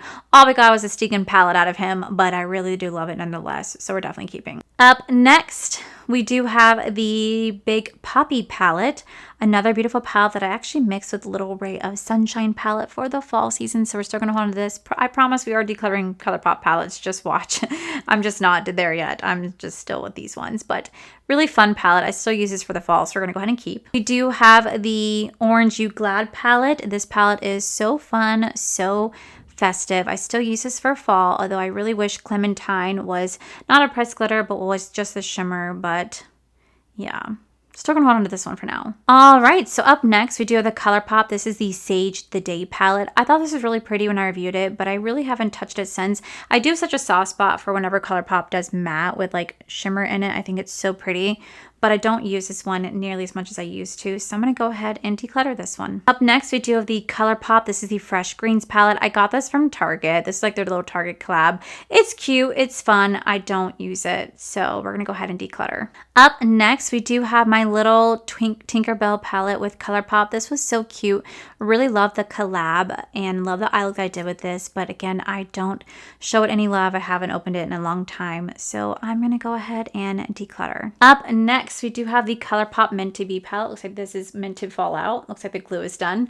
Again, I don't really ever play with this palette anymore. It's really pretty. I do love a good mint shade. Actually, fun fact, the second brushes that I was going to create with bling brushes was either going to be emerald or mint, but that is not happening. But yeah, I really do love the color mint. I think it's really pretty color, but I don't use this, so we're gonna go ahead and declutter. Up next, we do have the Colourpop Just My Luck palette. Really pretty palette. I had a lot of fun when I played with this, but again, I just don't ever use her anymore. So I am actually going to declutter. I'm gonna declutter. Look at me, guys. I'm doing it. I'm doing it. All right, so up next, we do have the Child palette from The Mandalorian, aka Grogu, the cutest little thing on the planet. I absolutely love Grogu. I love The Mandalorian show, so I'm definitely keeping this. Plus, the color story is absolutely gorgeous. They released this palette several times because it kept selling out, but yes, definitely keeping. Up next, we have this is the Disney Frozen 2 palette. Y'all, when I did my review, I actually wore like my Disney ears in this palette, or like in the review. It's a cute collection. I kept on to it because it's Disney and it's Elsa and I love anything and everything Disney. But I don't know what to do. I don't know what to do. We're gonna put this in a maybe pile. Up next, we do have the Colourpop Blue Moon palette. Really pretty palette. I think I compare this to like the Jeffree Star Blue Blood palette back in the day, but definitely smaller, easier version to work with, but I don't use it, so we're gonna go ahead and declutter this one. Alrighty, so up next we do have the Lilac You A Lot palette. Really pretty. I've gotten this several times now in Colourpop mystery boxes. I don't use those ones. I always pass this along, just like I don't use the one I actually currently already own. So I'm gonna go ahead and declutter this. Up next we do have another Frozen palette. Do you wanna build a snowman? Okay, bye. Okay, so I really did enjoy this one. This is going to go into maybe just because I have a hard time letting it go because it's Disney. I don't like letting go of my Disney stuff. So we're going to put this in a maybe pile. Up next, I do have the It's My Pleasure palette from Colourpop. I don't use this palette anymore. I remember I think I actually got this in a Colourpop mystery box or like mystery bag when I first got it, but I just don't use it. So I'm gonna go ahead and declutter. Up next, I do have the Smoke Show palette from Colourpop. Again, a nice cool tone, like smoky gray eyeshadow palette. I don't ever use this. Yeah, I don't use this one, so I'm gonna go ahead and let this go. Up next, I do have my Darth Vader palette. I love this palette. I thought it was so fun. I loved this shade right here. Called Stormtrooper. I thought it was very beautiful. I also love the dark side. I just thought this was a really fun palette. I still wish that they gave Darth Vader his moment. They definitely did not. He just got a palette. Maybe one day he'll get a full collection. But for me, I'm definitely still keeping this. Next, we do have the Colourpop collab with Bambi. This is the Flower palette, and it's really pretty. Again, I only keep it because it's Disney, but I generally just don't get a use out of this. I don't really care for the layout too much. I thought the shade right here called Oh Gosh was so pretty, but oh, I'm sad. This makes me sad. I'm gonna let it go. I'm gonna let it go. Up next, I do have the Thumper palette. Really pretty color story. This kind of reminds me of like the Makeup Just for Fun collab with Odin's Eye. Really pretty, but again, I don't ever use this. I've only kept it because of Disney. I'm gonna let it go. I do have the Bambi palette. I love Bambi. Movie is freaking sad. So sad. But I love the color story. I love Bambi, but again, I don't use this anymore. So we're gonna say goodbye. You know, this is the Good as Gold palette. I think it's because I don't really have too many palettes like this necessarily that's all themed around gold in my collection. We're gonna keep her for now. She does look like she's starting to dwindle a little bit, lose her quality, but we're gonna keep her for now. Up next, we have my all-time favorite winter palette this year, which is Frosty the Snowman. This is going to be the Frosty the Snowman palette. I really do love this palette. I thought it was perfect for this year's winter season. Kind of matched the vibe of my Christmas background. So for me, I'm definitely keeping this one. Okay, so up next, we did the Twist of Slate palette. This was really pretty. I really wanted it. I think I got it like in a mystery box. I really wanted the other one. I don't remember what it was. It's like a gold version. Really pretty, easy to travel with palettes. But honestly, I don't use this anymore. So I'm going to go ahead and declutter. Same with my Clay Cool palette. I don't really ever use this one anymore. Really pretty. Really wanted all three, but I ended up only getting just the two. Did enjoy playing with this palette, but she just doesn't get enough love, so I'm going to go ahead and declutter. So up next, we have Winnie the Pooh collab with Colourpop. I'm not getting rid of this. I love Winnie the Pooh way too damn much to get rid of this. I think this was such a cute collab. I was so obsessed with this. I think it's a really pretty color story as well, so we're definitely holding on to this one. Alrighty, moving on to my next Colourpop segment. Okay, so starting off we do have the collaboration with Malibu Barbie. I loved this video. I had so much fun with it. And I think the color story is really, really cute. But to be fair, I do have something very similar to this in a Glam Light palette because they also did like a Dream Barbie Malibu themed palette. And I actually kind of prefer that one a little bit more. So for me, I'm going to go ahead and declutter this one. Well, it's official. One of my favorite Colourpop palettes is officially broken. This is the Going Coconuts palette, and I actually just got a re-up of this palette, and I put it aside to give back to you guys, but some of you guys in my comment section said I should actually replace that palette with this one, or replace this palette with that one, because this one is so old, and it really is really old. I've had this one for years. This is my favorite Colourpop palette. I've traveled with this to different states, different events. This has always been like a go-to of mine. So I'm really sad to see that it's broken, but it does happen. Like I said, this is really, really old. So I'm going to go ahead and declutter this one. I don't know if I'm going to keep the other one either because I don't really know how often I'll still use this anymore, but she's officially broken. And this one like also hit pan right here and kind of dries. So we're going to say goodbye. Alrighty. So up next we have the Colourpop Not a Box of Chocolate palette. This actually came out for like fall, like 2 years ago. Really pretty. They did put their pressed glitters in here. Unfortunately, not my favorite, but I really loved this palette. I love that it looks like chocolate. It looks like chocolate.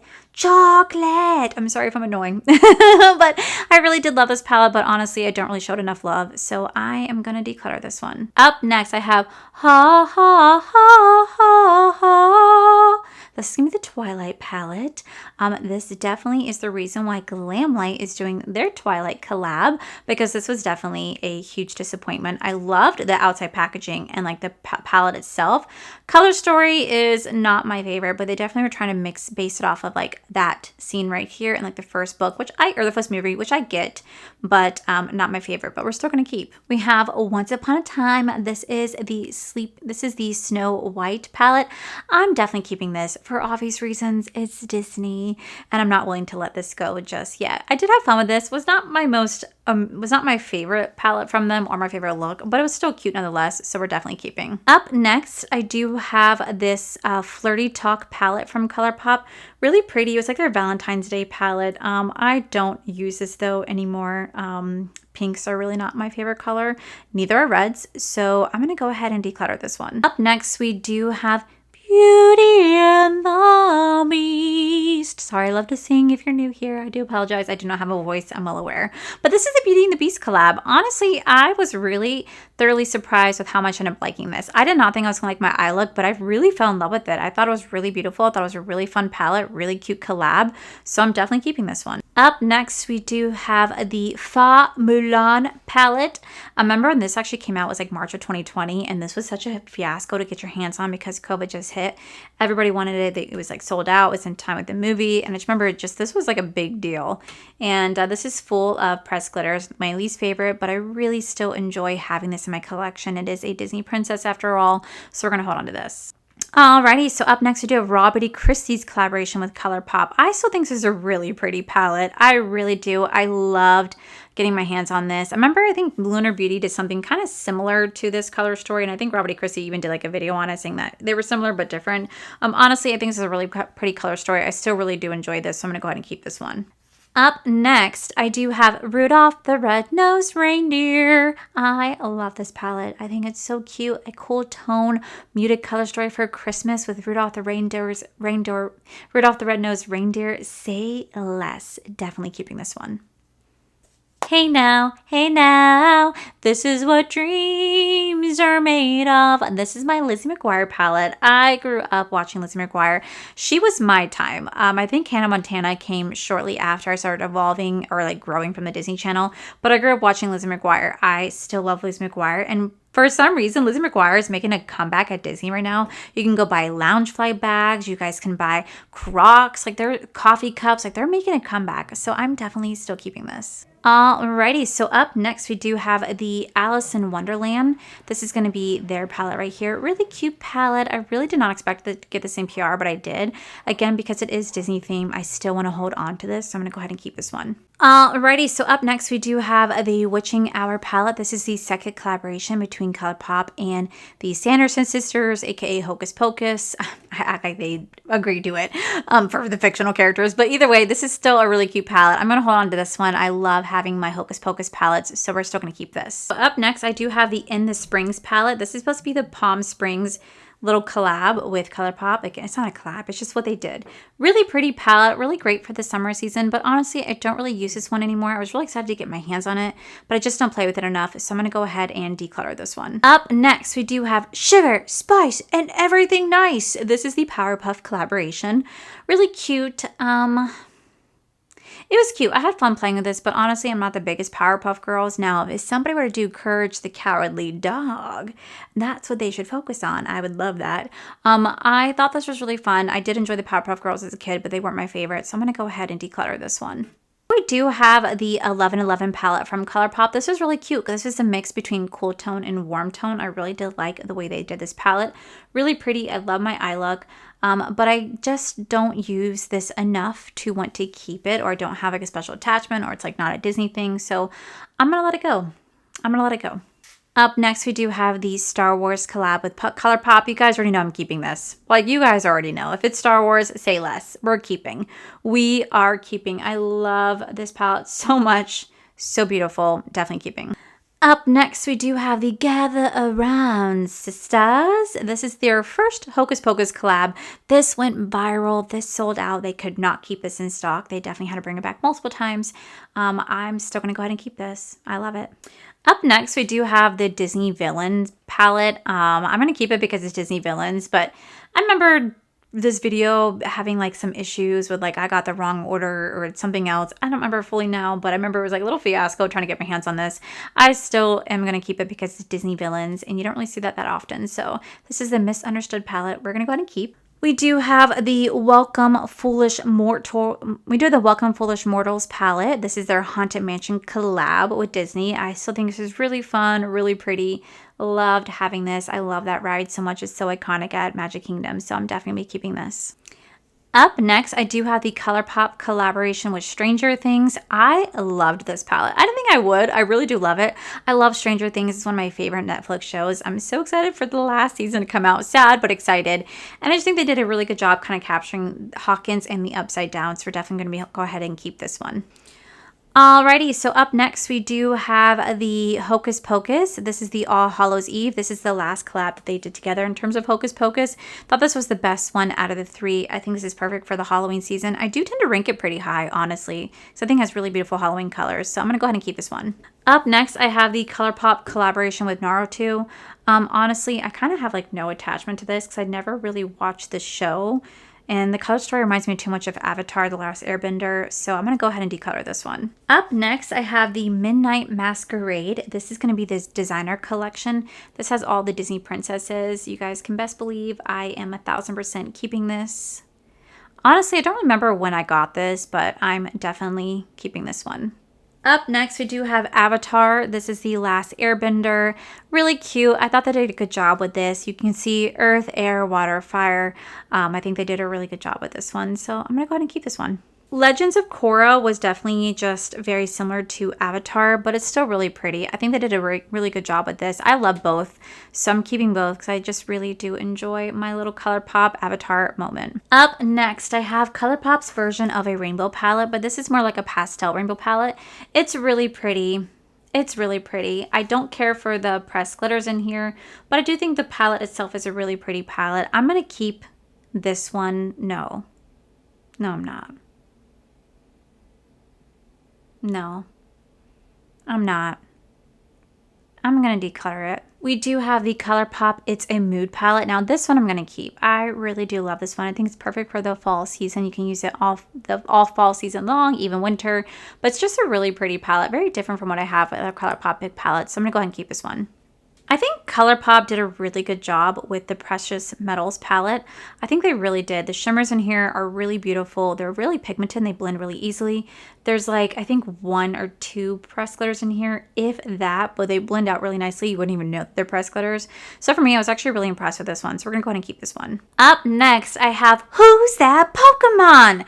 Definitely not getting rid of this. I love Pokemon so much. I've been an avid Pokemon lover since I was a child. Still have my Pokemon cards. I still play Pokemon Go.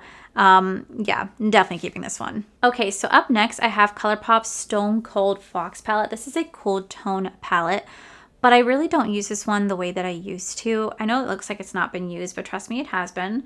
It's really pretty. You can create really beautiful, like soft, smoky, cool tone looks with this, but I don't really use it anymore. So I am going to declutter. I'm going to go ahead and pass this one on to a better home. This is the Bare Necessities palette. It's never been used. I happened to get it, I think like a year ago, so not even. It's still in great condition.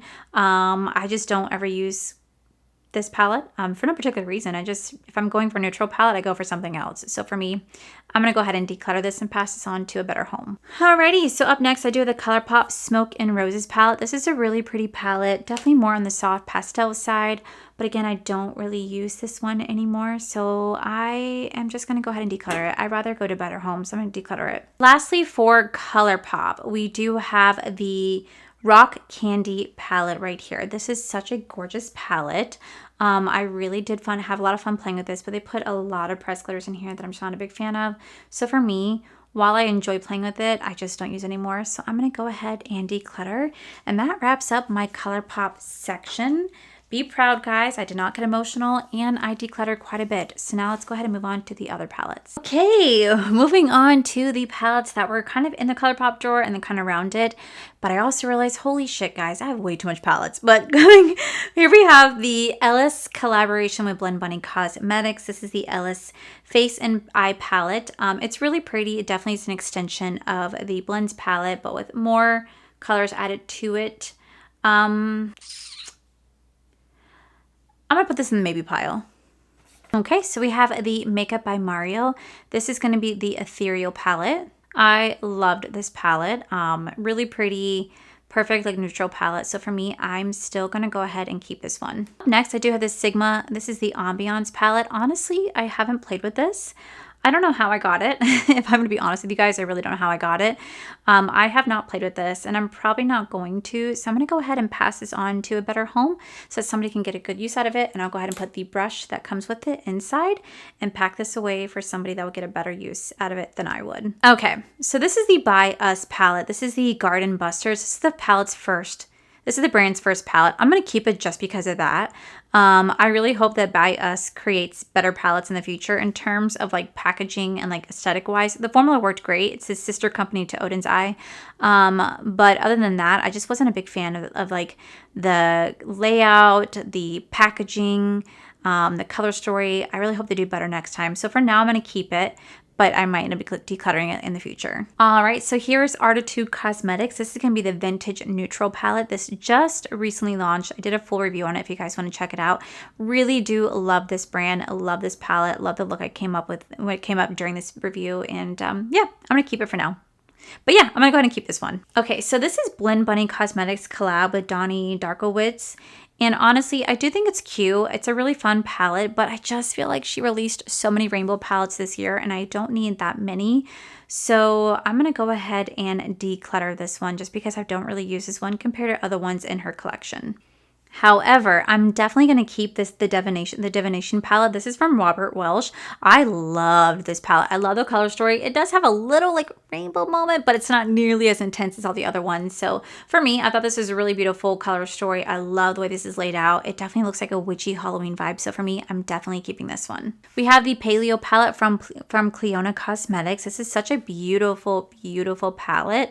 I think this is the only palette I actually own from them. I really enjoyed the look I created when I played with this palette. Love the formula, so I'm definitely keeping this one. Next, we do have the up next we do the Gourmandies from Gourmand Girl. This is supposed to be like a summer ice cream style palette. I had fun playing with it, but the color story just really isn't for me. As much as I love Gourmand Girls, I just don't really connect with this palette, so I'm gonna go ahead and declutter this one. Up next, we have the Natasha Denona. This is the Roxa palette. This palette almost got me sued by the brand because I talked about it before it was revealed, and that was a big no-no apparently. So lesson learned. But it is a really cute palette. I really, honest to God, wanted to go into this review hating this palette because of my experience with the brand, but I ended up walking away from the review going, God damn it.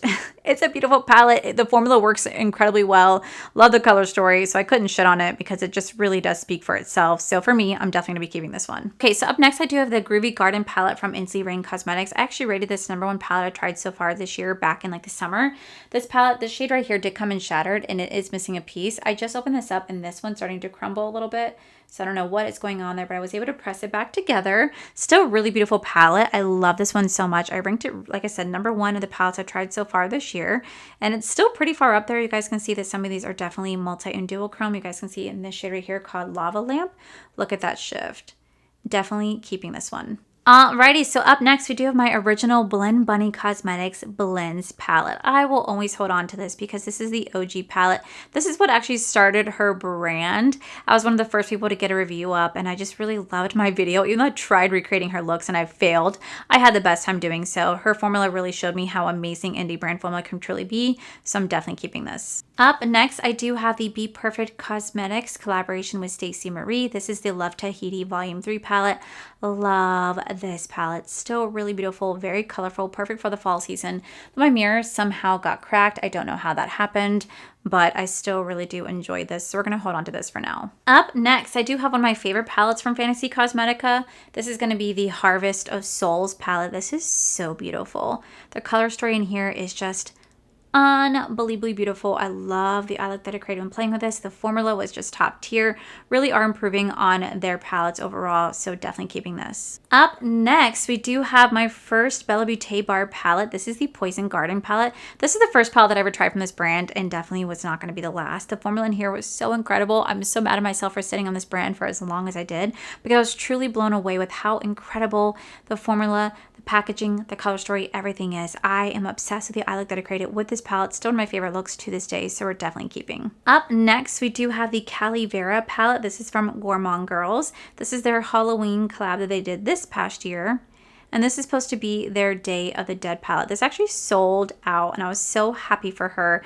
Formula in here is incredible. Color story is so much fun. I love the eye look that I created when playing with this, and I'm really glad it was sold out, but they did bring it back for you guys who do want to get your hands on it, but I'm definitely keeping this. Okay, so up next we do have the Adriana Nicole Cosmetics. So this is going to be the I Am Everything palette. Now she actually does sell these shades individually. These shades are absolutely gorgeous. She has gone viral all over TikTok and for good reason because her palettes speak volumes. Now I really haven't played too much with the mattes, but it's these 6 shimmers that you guys see right here. They're absolutely beautiful. The shade right here called Ethereal. This cannot stay in stock as a single shadow. It sells out so quickly because it's just such a gorgeous, gorgeous, gorgeous shade. Like, it is so pretty. It's so wet looking on the eye. And just the shift between like blue, purple, pink is just phenomenal. So I'm definitely keeping this. Now, I recently picked this up from the Sephora sale. This is the Lawless, the Dreamy Dozen Volume 2 palette. I'm still playing with this. This is definitely a cool tone with a little bit of warm-esque shades to it. It's their version of a neutral palette. I did enjoy it. I really did. I really wanted to play with Lawless's palettes. I never played their palettes before, so this is my first impression. And so far, I do like it. So I'm going to keep playing with it for now. We'll see how I feel about it in a year from now. But so far, I'm going to keep this. I have the Inslee Rain Cosmetics. This is the Underland palette. This palette is gorgeous. I absolutely love this palette. I love the formula. I love the way that these shimmers just are so multi-dimensional. They blend so easily in the eye. They're so smooth. They're so creamy. I really do enjoy this brand. I absolutely love their formula. Everything is magnetic, so it does make it a bit more expensive, but you can kind of switch shades around you could switch shades around to how you see fit. You can get some new shades in there. I think it's a really fun palette. This is like their take of like a twisted Halloween-esque style palette, and I really love this one, so I'm definitely keeping. Up next, I did the Too Faced Pumpkin Spice Second Slice palette. You know, it's not the best formula. Too Faced really doesn't have wowing formula, if I'm going to be completely honest with you guys. But I will say that the memories I have of this palette is kind of fun. I mean, it's definitely not the most wowing, but I'm still going to hold on to it for now. Maybe one day I will let it go, but I don't really have a lot of palettes like this. I actually don't really have a lot of Too Faced palettes to begin with, but I do like this one, so I'm going to go ahead and keep this one. Okay, so up next, I did the Naked Urban Decay Honey palette. I still enjoy this palette. There's something about it that I just really do love. I think it's because I don't really have a lot of Urban Decay Naked palettes. I think I only have this one and the remastered. I think I got rid of everything else. I still do enjoy this, especially during the fall season. The color story is great. I still have the cheap ass brush that does come with it. I don't know why they put brushes in here. I'm not a fan of it, but I'm going to go ahead and keep this one for now. It is still really pretty. The formula still works nicely and it doesn't have a smell or anything to it. So I'm going to hold on to this. Alrighty, so up next I do the Sigma Cool Neutrals palette. I actually received this when I went to the Creator and Friends event back in April. I think it was April in New Orleans. It was so cool to meet the owner of Sigma, to hear the story, to see this palette in person, to play with it, be able to take it home. It was like a really cool experience. It was like my first ever like brand-esque type adventure. I don't know what else to describe it, but it was really fun. I really did enjoy playing this palette. It also does come with a brush. I'm not the biggest fan of palettes that come with brushes. I don't know why. I just not the biggest fan of them, but this is a really cute palette. You definitely get a mix between cool tone and neutral shades in here, little pops of colors. So I am definitely going to keep this. We do have the Too Faced Italian Spritz palette. I thought this was a really cute palette. I really did enjoy playing with this, but honestly, I don't really reach for it much anymore. I think it's really nice. It smells incredible. Gosh, I'm having a hard time keeping this open. It smells incredible, but honestly, I just really don't get a use out of this. Like, I really don't. Not anymore. I did think it was really cute and fun for the spring and summer when I got it. I definitely had created like a fall-esque look with it, but for me, since I don't really play this anymore and I'm not the biggest fan of the formula, I'm going to go ahead and declutter this one. Up next, I do have the Makeup by Mario. This is going to be the Master Mattes palette. Now, you guys know I don't like palettes like this. This is literally just for like transitions or creating like a neutral-esque look, right? Definitely not my style palette, but I'm going to keep this for one reason and one reason only.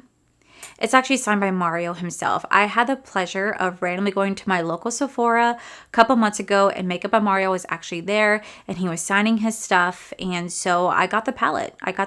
He signed it. I got to meet him, got to take a video with him, got to take pictures with him. Super cool, absolutely amazing. And then I did attend a masterclass of his over at Sephora back in September. So I'm holding on to it for that particular reason because it is signed and I really do like having it. I'm probably not gonna play with it too much because I don't want to ruin it, but yeah, that is why I'm still keeping this palette. Okay, so up next I do have the Tarte. This is the Man Eater palette right here. This came out a couple years ago. I still do enjoy this palette. I think it's great for like the winter, falls. I think it's great for like the fall, Christmas season because you can create some really beautiful looks with this. It has different type of tones, warm tones, golds, rose golds.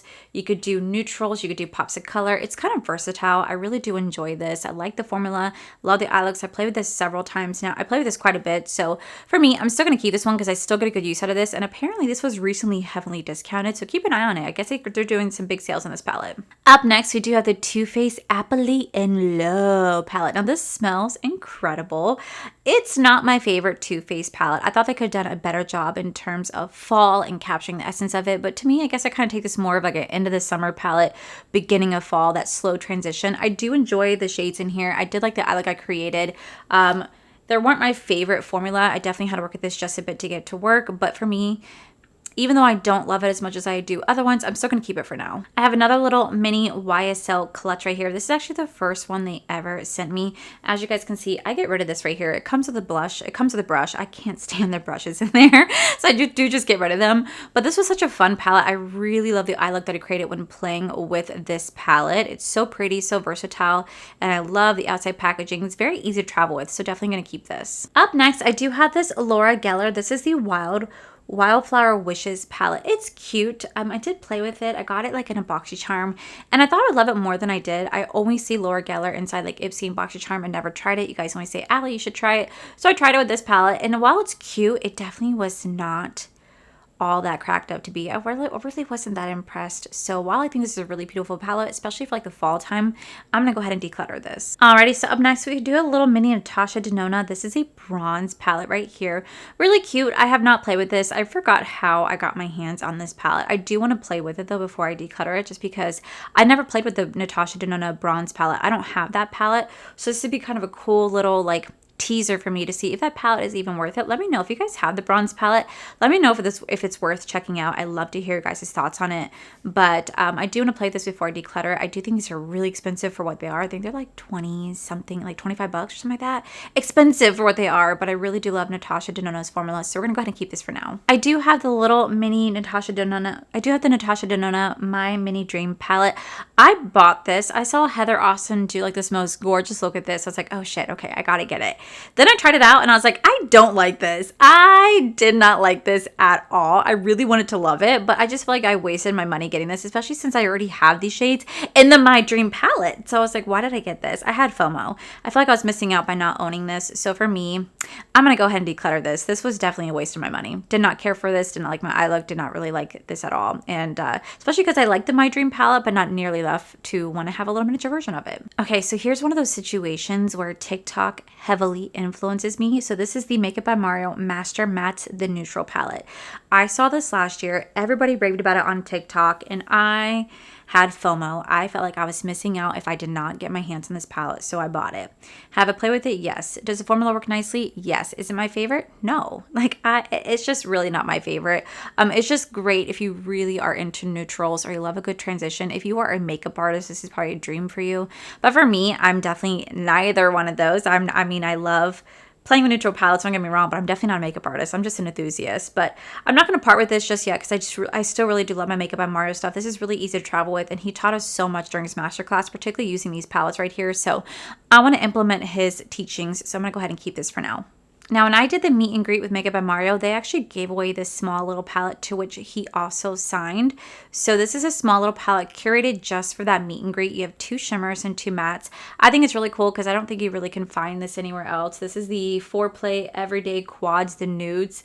Nude 3 palette. I don't know if you guys can find this anywhere else. Maybe you can. Maybe I'm completely wrong, but they said this was exclusive just for the event. So I'm definitely going to hold on to this. Next, we do Beauty Bay. This is going to be the Book of Magic palette. This is so beautiful. I don't really have a lot of palettes that look like this. I do have some, but not a lot that look like this. I really do love Beauty Bay's formula. I feel like this brand is very similar to Cosmic Brushes in terms of formula, packaging, price point. I think it's a fantastic brand. You guys can actually find it on beautybay.com. They are a UK-based brand. They make some amazing products, and I really do enjoy having this palette, so I'm going to go ahead and keep this. Up next, I do have my Danessa Myricks. This is the Lightwork Volume 4 palette. I do also have Volume 5. I do intend on picking up Volume 6, but I was kind of waiting to see if like the lucky bag was going to have it this year, so I'm going to hold off. But this is the Volume 4, and a lot of people did not really care for it because of the water activated chromes that are inside here. I don't mind it. These are all absolutely gorgeous, and you have the water activated portion right here. A lot of people had issues with that. I find mine worked really, really nicely. I had no issues with it. I like how it dries down, but then you can apply it. The only thing I have noticed, same thing with like their individual chrome flakes, they do tend to flake. They tend to flake and they can get dry rather quickly. So I really do love Natasha. I really do love Danessa Myricks. This palette's beautiful, and I had the pleasure of actually meeting Danessa Myricks herself over at Sephora. Absolutely such an incredible, beautiful woman. I'll never, ever, ever speak poorly of her because she is so kind and took the time to speak to every single person there. It didn't matter how long you were waiting in line for or how long you wanted to talk to her. She spoke and talked to you for as long as you wanted, and I thought that was absolutely incredible. Okay, so up next, I do have the Game of Thrones. This is the Urban Decay collab. When you open this up and then you open this actually turns into a chair, which is so freaking cool, right? Love that. And then you can close this and you can actually pull the eyeshadow right out of here. Now, let me tell you guys, this was not that wowing of formula. I really was not impressed with this, but I love it because it's so unique. I don't have anything else like this in my collection. I have not seen anyone else have this palette either.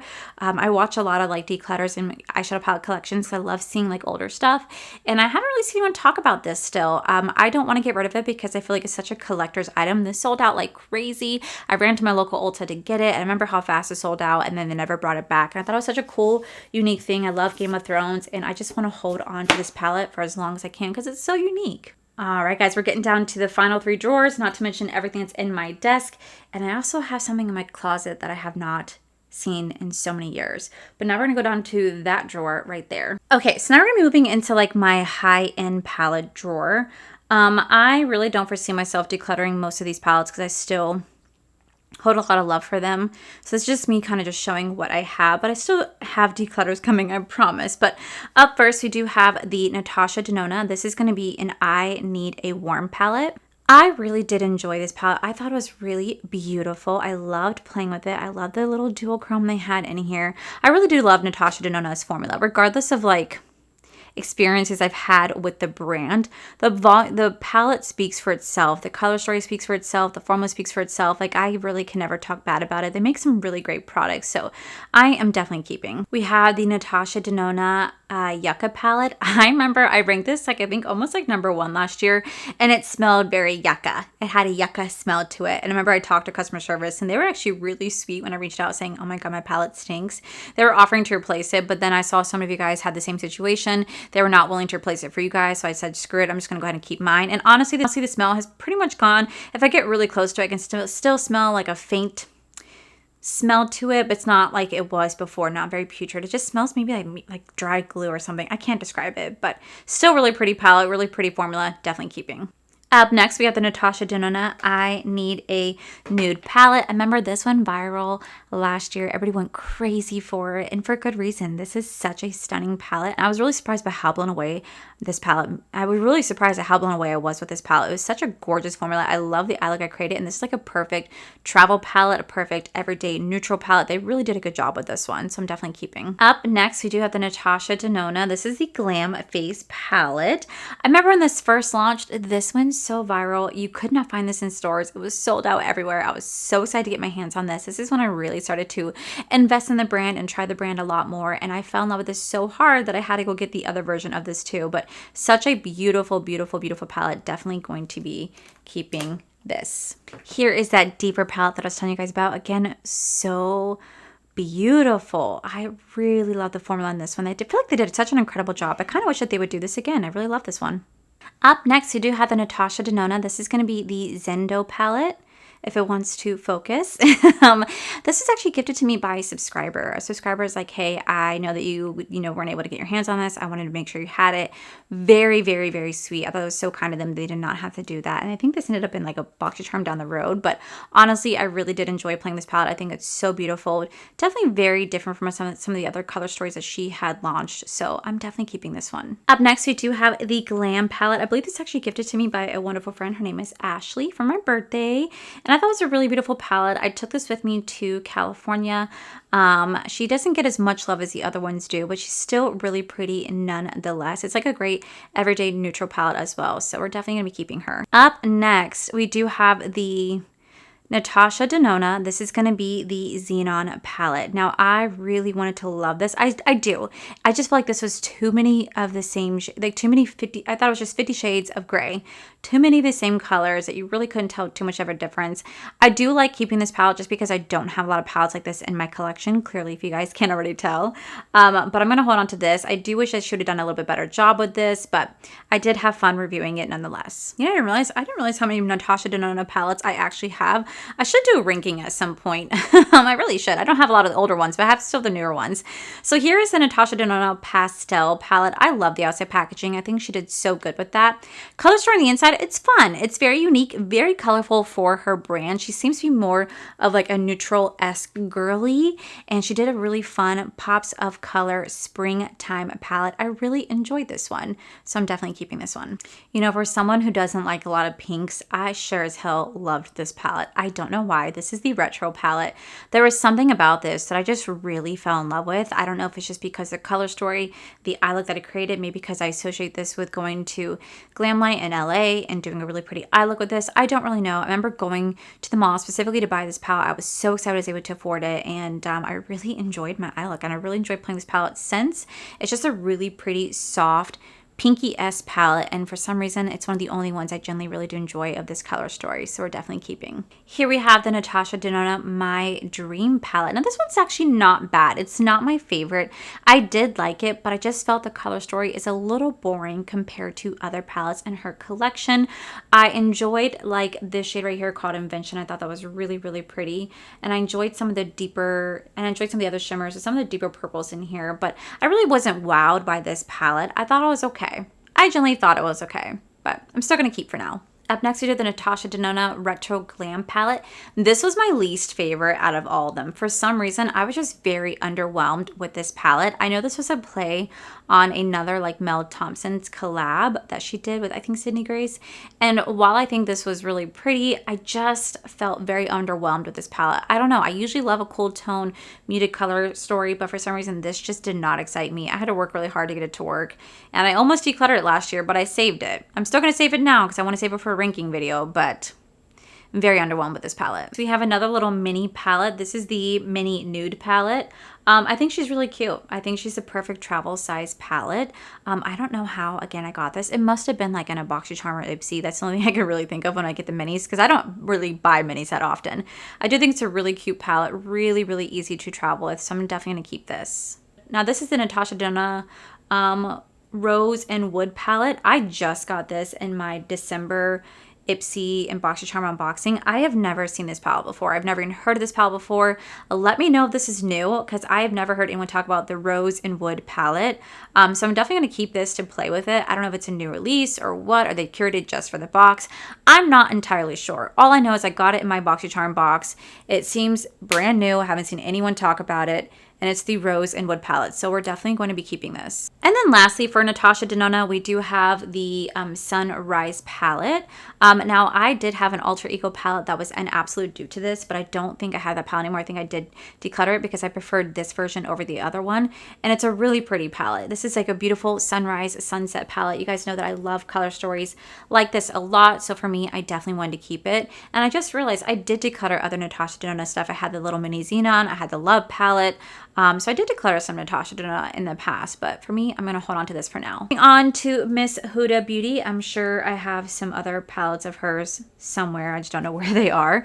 We're going to start off with one of my favorites, which is going to be the Empowered palette right here. I thought it was really cool because her outside packaging was like a barcode. You can scan it till you enter like to win a prize. I did. I never won anything, but I really love this palette. I love the eye look. I think this is perfect for the winter Christmas season. I think you can use them for fall, but I said it was great like a New Year's Eve palette. I love the golds in here. I love the shimmers, and I love the formula. I think she did such an incredible job, and sadly, she's no longer making palettes like this anymore. She's no longer making big pan palettes, so for me, I will always cherish these, so I'm definitely going to keep. We had another Natasha Denona palette sneak up on me. This is the Golden palette.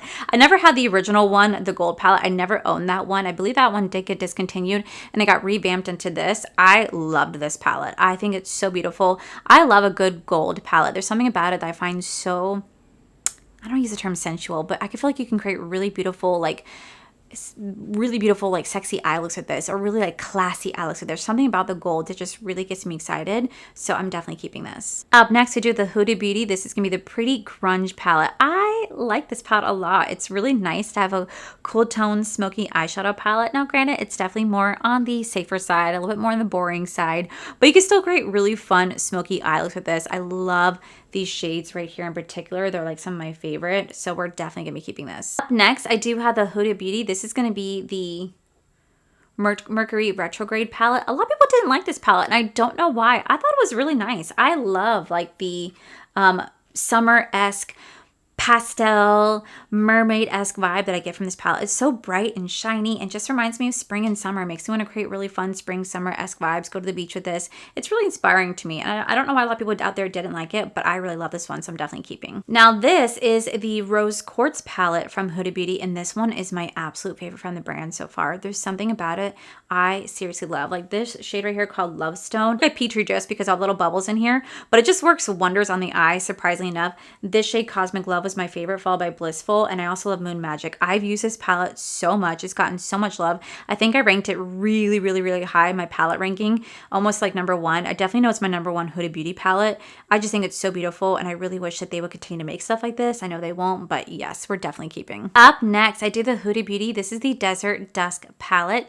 I have used this palette once. I haven't used it too much because this was the first expensive palette I ever bought myself. I know I told the story so many times here on my channel, but I was a server for Disney for almost 12 years. And when I was getting into my YouTube journey, I couldn't afford to have luxury products. And when I finally made enough money serving, I went and splurged and bought this for myself. And I cherished it so freaking much because I was like, holy shit, like I bought like a $66 something palette. And at that time it was everything to me because I could not afford stuff like this. Now looking back on it years later, I'm like, oh my God, I buy like $90 palettes. I don't even think twice about it. But back then that meant the absolute world to me. So I will always cherish this palette because this is my first luxury palette I ever allowed myself to have. And I just still really do love it. It has a good special place in my heart. So we're definitely keeping. Up next, we do have the Huda Beauty. This is going to be the Rose Gold Palette Remastered. They did remaster this. I've only played with it one time. I never had the original version. That's why it still looks really mint and pristine. I got this in a mystery box, a Huda Beauty mystery box. I didn't actually pay for it. It showed up in there, and I thought it was really cool. Some people want to get their hands on this. Really, really pretty palette. Gonna still cherish this one, so I'm gonna hold on to this. All right, now we're gonna move on to some Pat McGrath. I still have some Huda Beauty and some Dennis Myricks hiding somewhere. It's just like I said, my palettes are kind of scattered. But now we're gonna move on to Miss Pat McGrath. So the first one we have is this Bridgerton palette right here. I really loved the eye look that I created when playing with this palette. I also love bees. I have such a soft spot for bees, and I love the Bridgerton series. It's such a freaking fantastic series. And I really had a lot of fun playing with this collab. Surprisingly enough, even though I think Pat McGrath's customer service was atrocious, I still do like the formula. The formula does speak for itself. While is it the most wowing thing in the world? Absolutely not.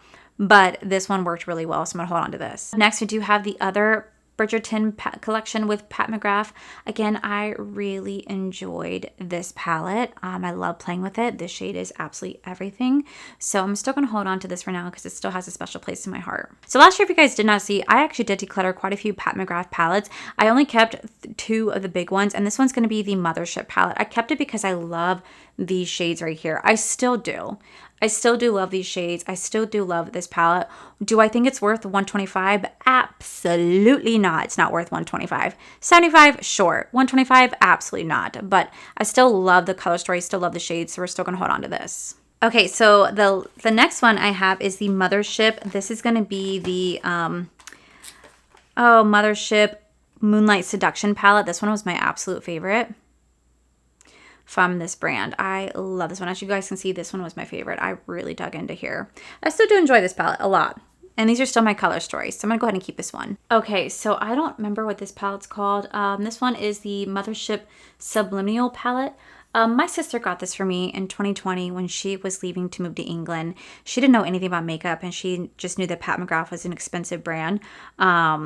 And I thought that was just really sweet and endearing of her because she just, like I said, did not know anything about Pat McGrath. And I just really, really appreciated it. So I'm going to keep this because I have such a special place in my heart for it. Okay, moving on to the second to last drawer. So up first, we do have, this is going to be the Shake It Up palette. I really do like this palette. I use this every time it comes to the fall season, but honestly, I don't use it enough to want to keep it anymore. It really is a good formula. I was actually quite impressed with this. So I'm going to go ahead and declutter it though, just because I know at the end of the day, I'm not going to use it. I prefer other color stories over this, but it was fun playing with it when I had it. I do the Huda Beauty. This is going to be the Icy Nude palette. This is their last palette that they're creating like this. This was the last one. I was a bit underwhelmed because I just felt the color story was a little boring in my opinion. I get why they did what they did. It's supposed to be like an icy nude theme, so I understand the concept of it. Felt it was a little boring, but at the end of the day, I'm still beyond grateful that I have it, so I'm definitely going to be keeping this. All right, so up next, I do have a lot of my Dominique Cosmetics palettes. So the first one I have, and this was the only one that I got in PR, mind you, is the Dominique Cosmetics The Moment palette. Now, what's sad is that Dominique Cosmetics, I think, doesn't even make palettes anymore. I think she has discontinued almost every single one of her palettes, so these are no longer palettes you guys can really get your hands on. For me personally, I really did enjoy playing with this brand. I really love Chris and Dominique, but I just don't reach for these anymore. So I'm gonna go ahead and put this,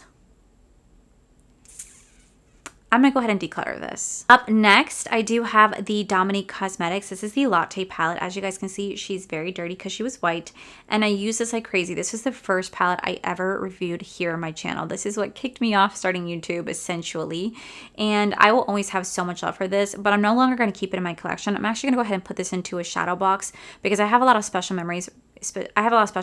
In terms of this palette in particular because this was my first palette I ever reviewed, and so I want to hold on to this, but I'm gonna put this into a shadow box. Up next, I do have the Dominique Cosmetics Lemonade palette. Now, fun fact, this was not my original. I did have my original, but then she had an issue with like the pressed pearls, and anyone who bought the palette, she just issued a brand new one.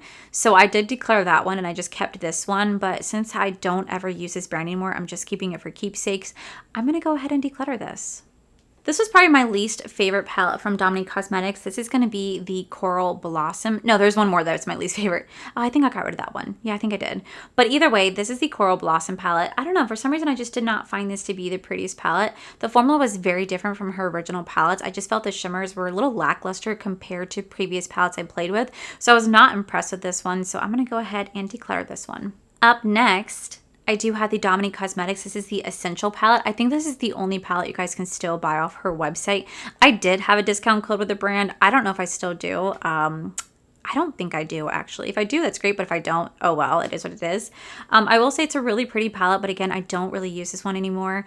This is definitely more neutral, which is totally fine because that's exactly like the kind of route that Kristen goes into, but I'm going to go ahead and declutter this one. Up next, we do have the Dominique Cosmetics. This is going to be the Latte 2 palette. This was another special palette to me. I absolutely loved this palette so much. Really great formula, really reminiscent to the first palette. So I'm going to go ahead and put this one into a shadow box as well. I'm not going to keep it in my collection, but I do want to put it away with the first one. So I'm going to go ahead and just put this in my shadow box. Up next, I do have the Dominique Cosmetics. This is going to be the Rustic Glam palette.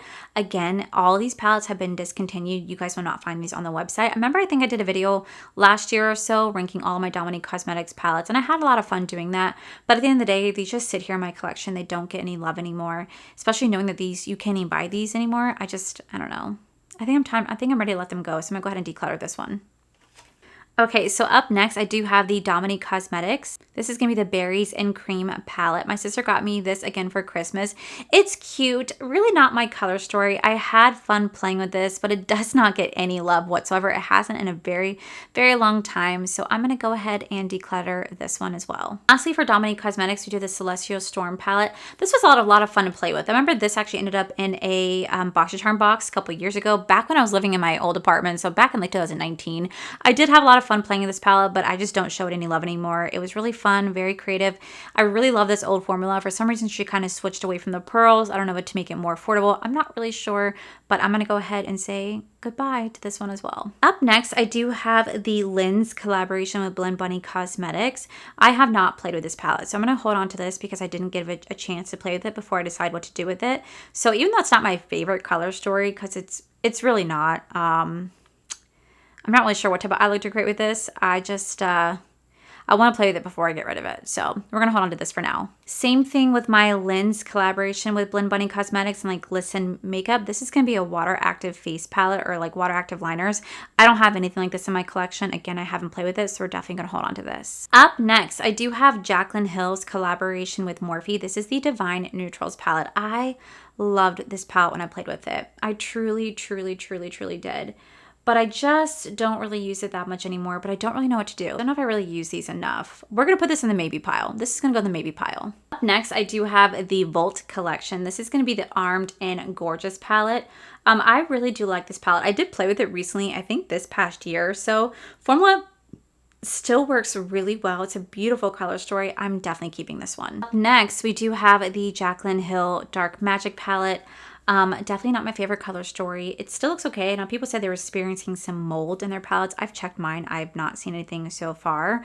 I'm going to put this in the maybe pile though, because I really don't know if I want to keep this enough. So we're going to put this in maybe pile and I'll come back to it towards the end. But, yeah, not my color story. Next, I do have the Jaclyn Hill Bling Boss. Again, not my color story whatsoever. I actually did get this collection when I met her in person a couple years ago when I was at the Morphe opening in Tampa. So I bought it then. And I have played with it, but I haven't really played with it much. So we're going to put this in the maybe pile as well. Up next, I do have the Jaclyn Hill. This is the Ring the Alarm. Again, not my color story. It is cute. It is a cute palette. But again, I don't really use it. So I'm going to put this in the maybe pile because I don't know if I want to get rid of these or not. I haven't fully decided. So we're going to put this in the maybe pile. All right, I do have my OG Jaclyn Hill palette. I'm not going to get rid of this. I'm definitely keeping this because this is definitely like a classic for me. I think it's ugly as fuck now. If I'm going to be completely honest with you, I do not care for the color story, and the formula in here is just, I'm not a fan of. I love having it for like a nostalgia sake. So we're going to hold on to this still, even though I'm not a fan of the color story anymore. We're still going to hold on to it. Next, we do have the Jaclyn Hill palette volume 2. I actually really love this color story. I think this color story is more my style. And even though the formula is not nearly as good as so many other brands out there, I'm still going to keep this because I still really do enjoy having this palette in my collection. It's still really pretty, so we're going to hold on to this. Alrighty, so up next, I do have Kylie Cosmetics. This is going to be the Batman collection. Honestly, I'm not even a Batman fan. Like, I'm really not. I'm a Marvel girly. I'm not a DC girly. But I thought this was so cool, so unique for Kylie Cosmetics. The formula was actually quite nice, but then I'm not surprised because I believe they're owned by the same brand that Colourpop is, Seed Beauty. So I'm pretty sure their formula is almost identical. Really cute, fun palette. I like the look I created when I played with this. And I'm still going to hold on to this for now because it's so unique in my collection. I don't have anything else that kind of looks like this. We're going to hold on to this for now. All right, guys, so moving on to our last drawer before we move on to Glam Light. So I picked some things out of my, if you guys did not see, I recently just decluttered my entire beauty room, and I like literally gave away so much damn makeup in that video. I'll link it down below if you guys want to check it out. But in that video, I showed my new like drawer that I have like makeup that I need to test out and try. So I'm just gonna quickly go over those items. These are all items that I am keeping because I am testing them out. But here we have a Flower Nose Beauty. This is a Midnight Fairy Tales palette. This is like a more colorful palette that they sent me. Usually they send me really just like neutral-esque palettes, but they finally sent me a very colorful one, which I'm really excited about. They have really beautiful, nice quality formula. I mean, just look at that packaging right there. It's so pretty. So I'm definitely keeping this. We have another one from Flower Nose Beauty. I don't really know what collection this is from. I want to say it's like their butterfly collection, but again, look at how beautiful that is. So beautiful. Like I said, I just recently got this in PR, so I'm just showing the ones I just got that I haven't had a chance to play with, but I'm definitely keeping this one. Here we have the Kaleidos palette. I don't know what this one's called. Oh, this is called Black Jasmine.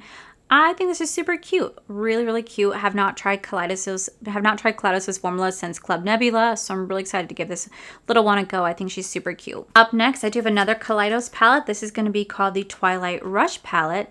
Again, I have not played with this, so I'm really excited to give this a go, see if it's any good. If it's not, let me know if you guys have tried these. Let me know if they're actually worth it, but definitely keeping. This is the Sundown palette. This is really, really, really pretty. I have not had a chance to play with this yet, so I'm definitely gonna be keeping this, but look at how gorgeous this is. I'm excited to play with this. Here we have the Cosmic Brushes. This is gonna be the Sinister palette. This is their take on a Halloween palette. Look at how cool this is. Tell me how this shade right here is called Ghost. I thought that was an empty ash shade until I swatched it and I said, oh my God, it's a clear gloss shade. What I'll do with it, I'll never know, but they really got me. I thought that shade was empty and I was like, oh my God, they messed up. It was just me being an idiot. But at the end of the day, I think this is a really pretty palette. Super excited to have this in my collection. I'll tell you what, guys, TikTok knows how to sell because I bought the Sugar and Spice palette from TikTok. This is the ABH palette. I got both for like 30 bucks. It was a great sale that they were having. So I wanted to pick this up to try this out. I heard some people rave about this, saying how amazing this palette was, the quality. So I'm gonna have to test this out. I usually don't like little 9-pan palettes like this, but I'm curious to see if it's actually worth it. So we're definitely keeping. Here we have the Spice version. Again, I heard great things about this. Like, I love the way that this shade right here looks in particular. It looks so pretty. And I love mattes with sparkles in them. They get me so excited. So we're definitely gonna be trying this out. I'm definitely keeping. Up next, we do have the Lunar Beauty. This is gonna be the day and night palette. This is dual-ended. I mean, they come apart, like they do come apart, but they're also like magnetic. So here's the day palette. I'm not gonna lie, I don't really care for the color story. I feel like it just looks so similar to so many other of his neutral palettes. I just am not really impressed with the color story. I'm still gonna try it out to see if I really like it or not before I do my ranking, but I'm just not really impressed with this color story or the theme at all. It could have been something so different. I love when he does colorful stuff, but babes, this is not it. Like, I love Manny, but this is not it. But I'm still gonna keep to try out. Next, we have another YSL clutch. This is gonna be in the style 710 over Brun. I have two of them by accident. I don't have two. I don't know why I have two. So one of them I actually am putting away for you guys. I will say it's a really pretty palette. I'm excited to try this out. I really do like the clutches. So this is really pretty. Up next, we do have the Danessa Myricks Lightwork Volume 5 palette. Such a beautiful palette. I did get two of them. I did give one away because I got two of them. This is mine. I gave away the new one to a Patreon member. But I really do love this. I really want to pick up the Volume 6. I'm going to have to pick that up at some point. But we're definitely keeping this. All right, so up next, I do have the Patrick Ta Major Dimension palette. This is, I think, the first volume. I'm thoroughly inspecting mine because I know a lot of people said they had a lot of mold issues. I don't see any on mine. At least I don't think I do. No, I don't see any on mine. I remember this was sold out for so so long. I really do like this palette. I love the Alex I created with it. I think it's a really pretty formula. So we're gonna go ahead and keep this one for now. Volume 2, again, I don't see any issues with this one. I'm always worried now because I've seen too many people say that theirs had mold. Luckily, mine does not, but I'll still keep a great eye on it just in case. But I'm gonna hold on to this one for now. All right, so up next, I do my P. Louise palettes. Now, this is one of my absolute favorite palettes from P. Louise. This is the all I see are signs. Now, what really makes me mad is that I saw this palette get extended. So on their website, this actually pulls out to reveal a second palette, like a second freaking palette, and mine doesn't do that. I only have just the one. I'm so mad. I wish I would have had that one instead of this one, but the formula in here is incredible. I love this so much. I'm definitely keeping this one. All right, so up next, I have the Money Shot from P. Louise. Again, look at this formula, and this I'm talking about. See how this pulls out? Like, that is stunning. A very gorgeous, beautiful green eyeshadow palette. Love this one so much. I am definitely keeping this. If you guys have never tried P. Louise formula, I get they may not be like the best brand in terms of like customer service wise and whatnot, but they make some freaking incredible palettes. Up next, I do have the Worldly palette. This one's really cute, but this one isn't really a color story that I really gravitate to a lot. I love the formula, but it just really isn't for me. So I'm actually gonna go ahead and declutter this one just because I know realistically I'm not gonna really get a use out of this one. So I'm gonna let this one go. We have the Little Mini Stack 'em Up. This is gonna be a purple theme palette. This is really cute. I do really like this color story. I'm gonna hold on to this for now. This is really cute. I do like the color story, even though I don't really care too much for purples. It's kind of nice to have a little bit of a palette dedicated to that, so I'm going to hold on to this. We have the other Stack 'em Up. I think this is Say More, Do Less palette, and I really love how this one looks. It's super, super, super pretty. Definitely going to be keeping this one. We have another Stack 'em Up. This is called Health is Wealth. Really pretty green eyeshadow palette. You guys know that I have a soft spot for greens. It's one of my favorite palettes to work with, and I feel like this is so pretty. Definitely keeping. You have the Money Tones, something like that. Really pretty pink palette. I haven't played with this one really too much, but I will say it's really cute. Still want to hold on to this for one. Still want to hold on to this one. Here we have another one of the little small ones. This one's called Back Yourself. This one is so gorgeous. I love this one so much. It's one of my favorite P. Louise palettes. Again, I love this particular color story. It's fall. It just is so freaking pretty. Definitely keeping this. Okay, so up next, I do have the Droplet of Magic palette. If you guys want to see full detail on this palette, I do have a review, and I actually go into a deeper dive in my Halloween ranking because it does come with a little locking key. What I love about this is that it's a two-sided palette, so you're going to have this gorgeous color story right here, followed by this gorgeous color story right here. Perfect little palettes. Really enjoyed playing with this for the Halloween season. I don't really have anything like this in my collection too much, so I am definitely keeping. Last P. Louise palette I have is called the Book of Spells. This is the Hocus Pocus. Again, this is a two-sided palette. I mean, just look at that color story. So pretty. And then you have this side right here. Again, so pretty. Definitely love this palette so much. I think I ranked this as my #1 Halloween palette this past year. I freaking love it. So I am definitely keeping. Okay, so now we're going to move into my Glam Light drawer. I'm going to kind of go through this rather quickly because I'm not decluttering any of my Glam Light palettes. I'm definitely going to be holding on to them, but I just want to go quickly through them so you guys can see my entire collection. And then I have one more big declutter to show you guys, and that will kind of wrap up today's video.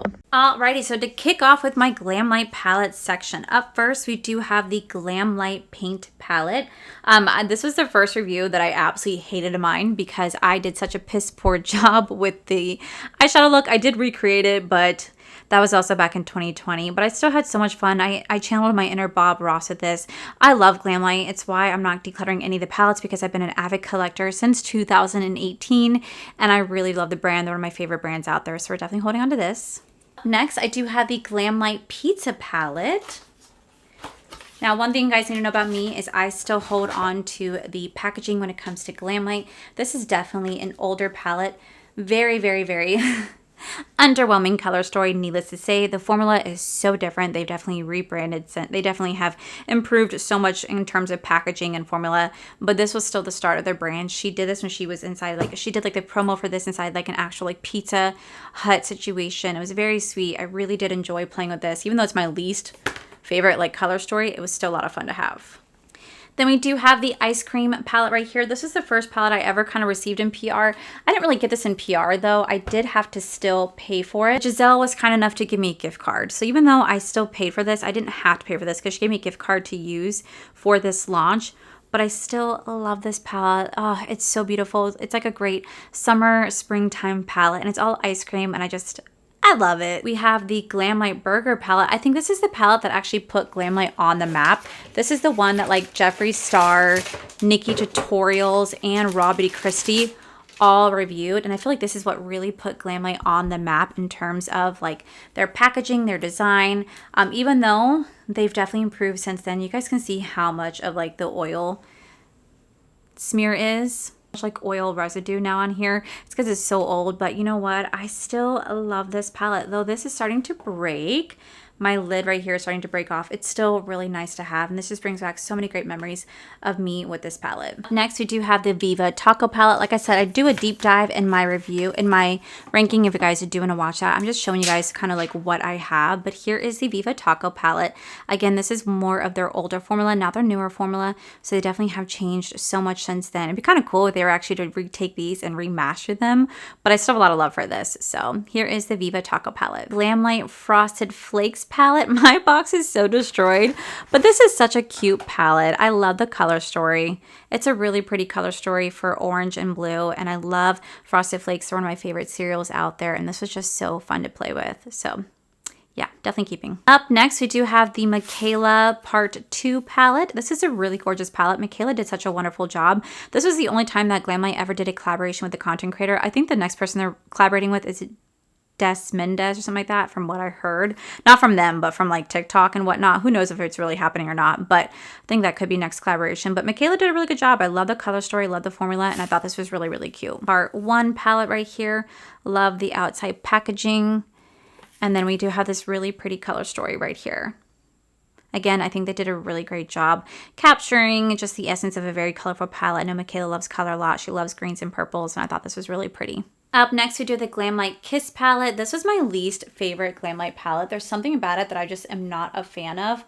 I do like the lenticular motion packaging, but the formula sucked. I don't know. Glamlight's formula on this one was just really abysmal compared to some of their other palettes. There's something about it that just didn't fit right with me.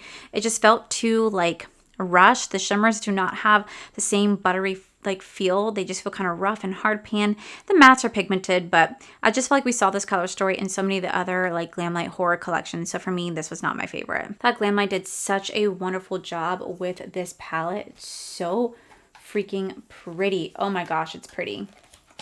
I just did a review on this. If you guys do want to go check it out, I reviewed it with the Trick or Treat collection, but this is like a take on the Frosted Flakes, but like 10 times better. I love the more darker color story to this. I just think it's so pretty, more in the cool tone. I just feel like they did a really great job capturing the essence of Halloween, Michael Myers, and I just really, really, really love this palette a lot.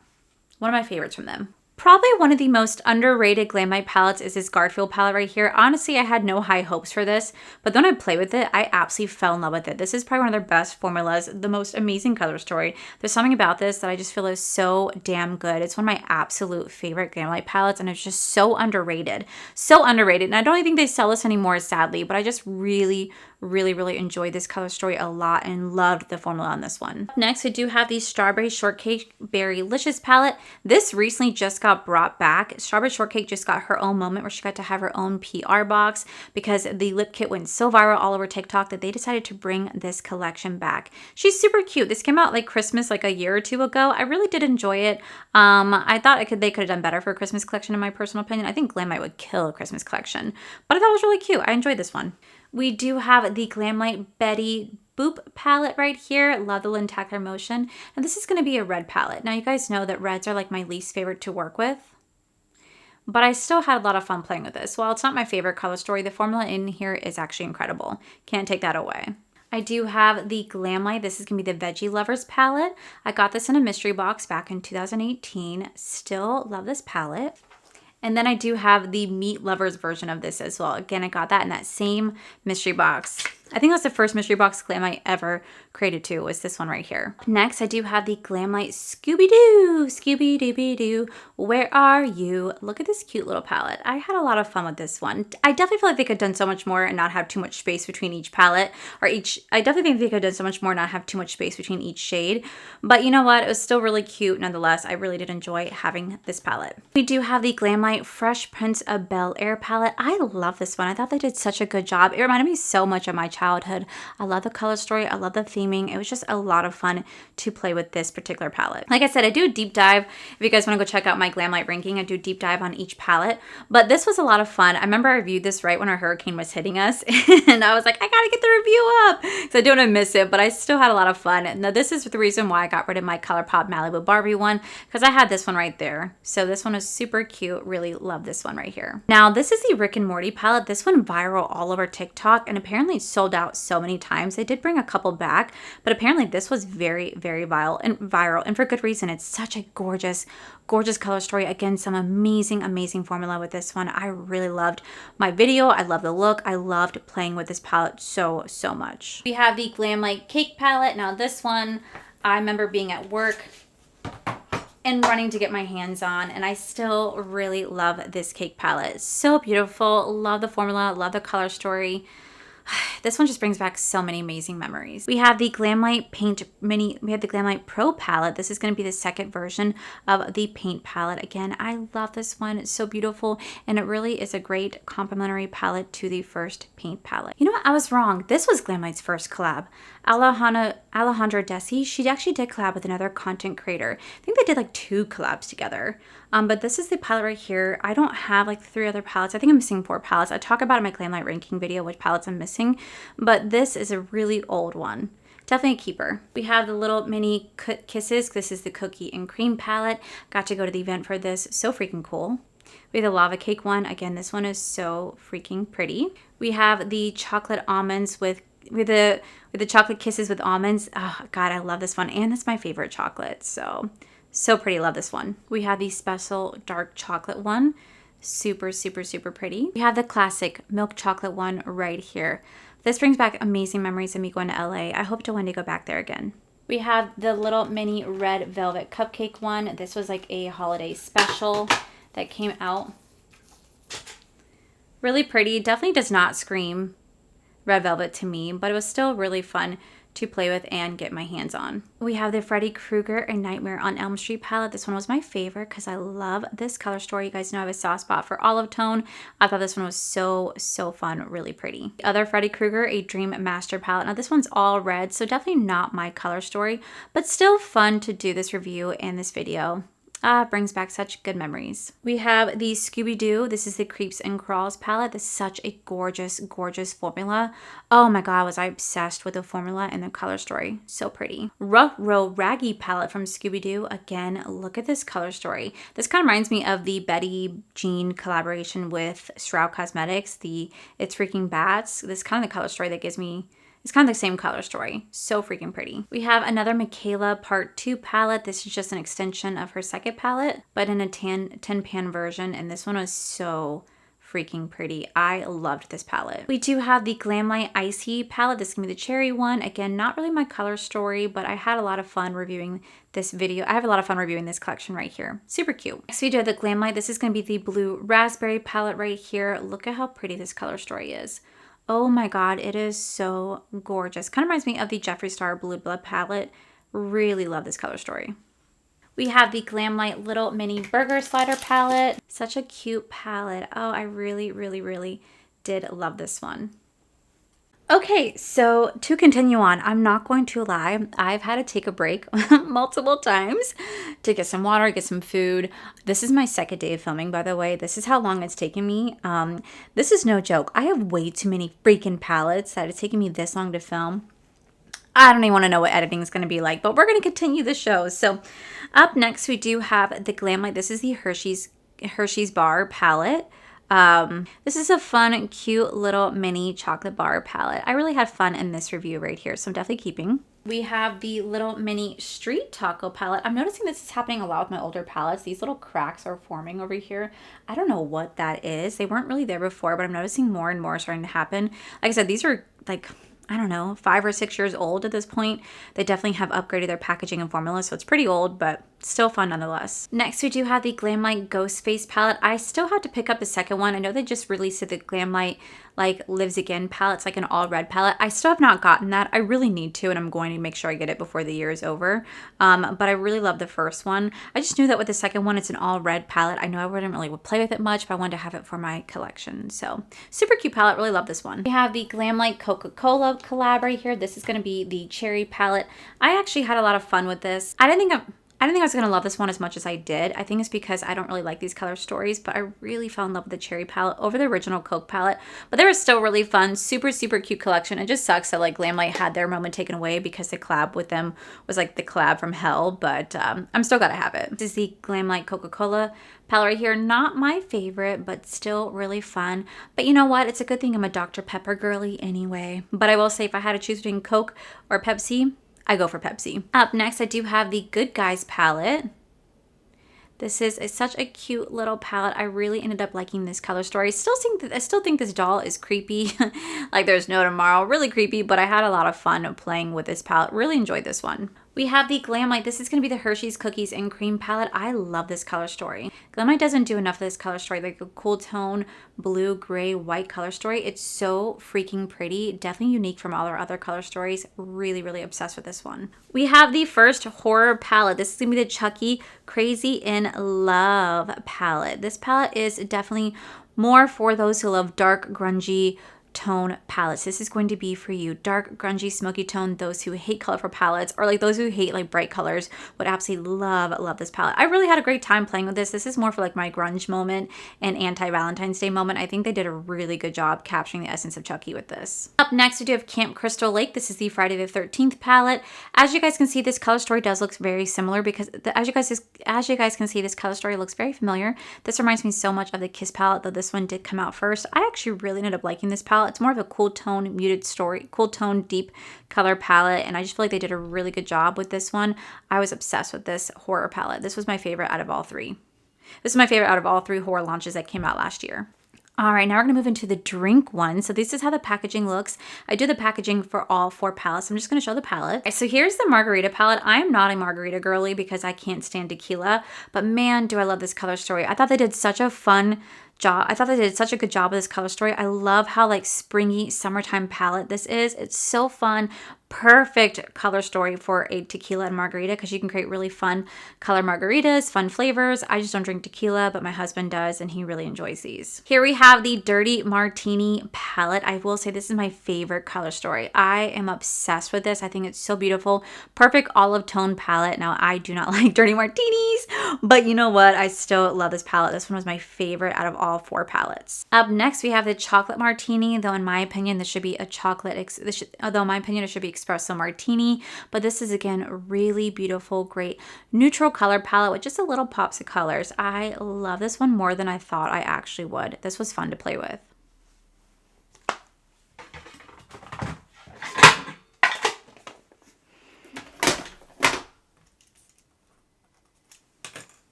Up next, we do have the wine palette. This is going to be a purple theme palette. I don't really have much of these palettes. I don't really have much purple theme palettes in my collection, but I really had a good time playing with this one. It is actually really beautiful. That's how the mini donut palette looked. This was when Glam Light did their fun dessert theme palettes.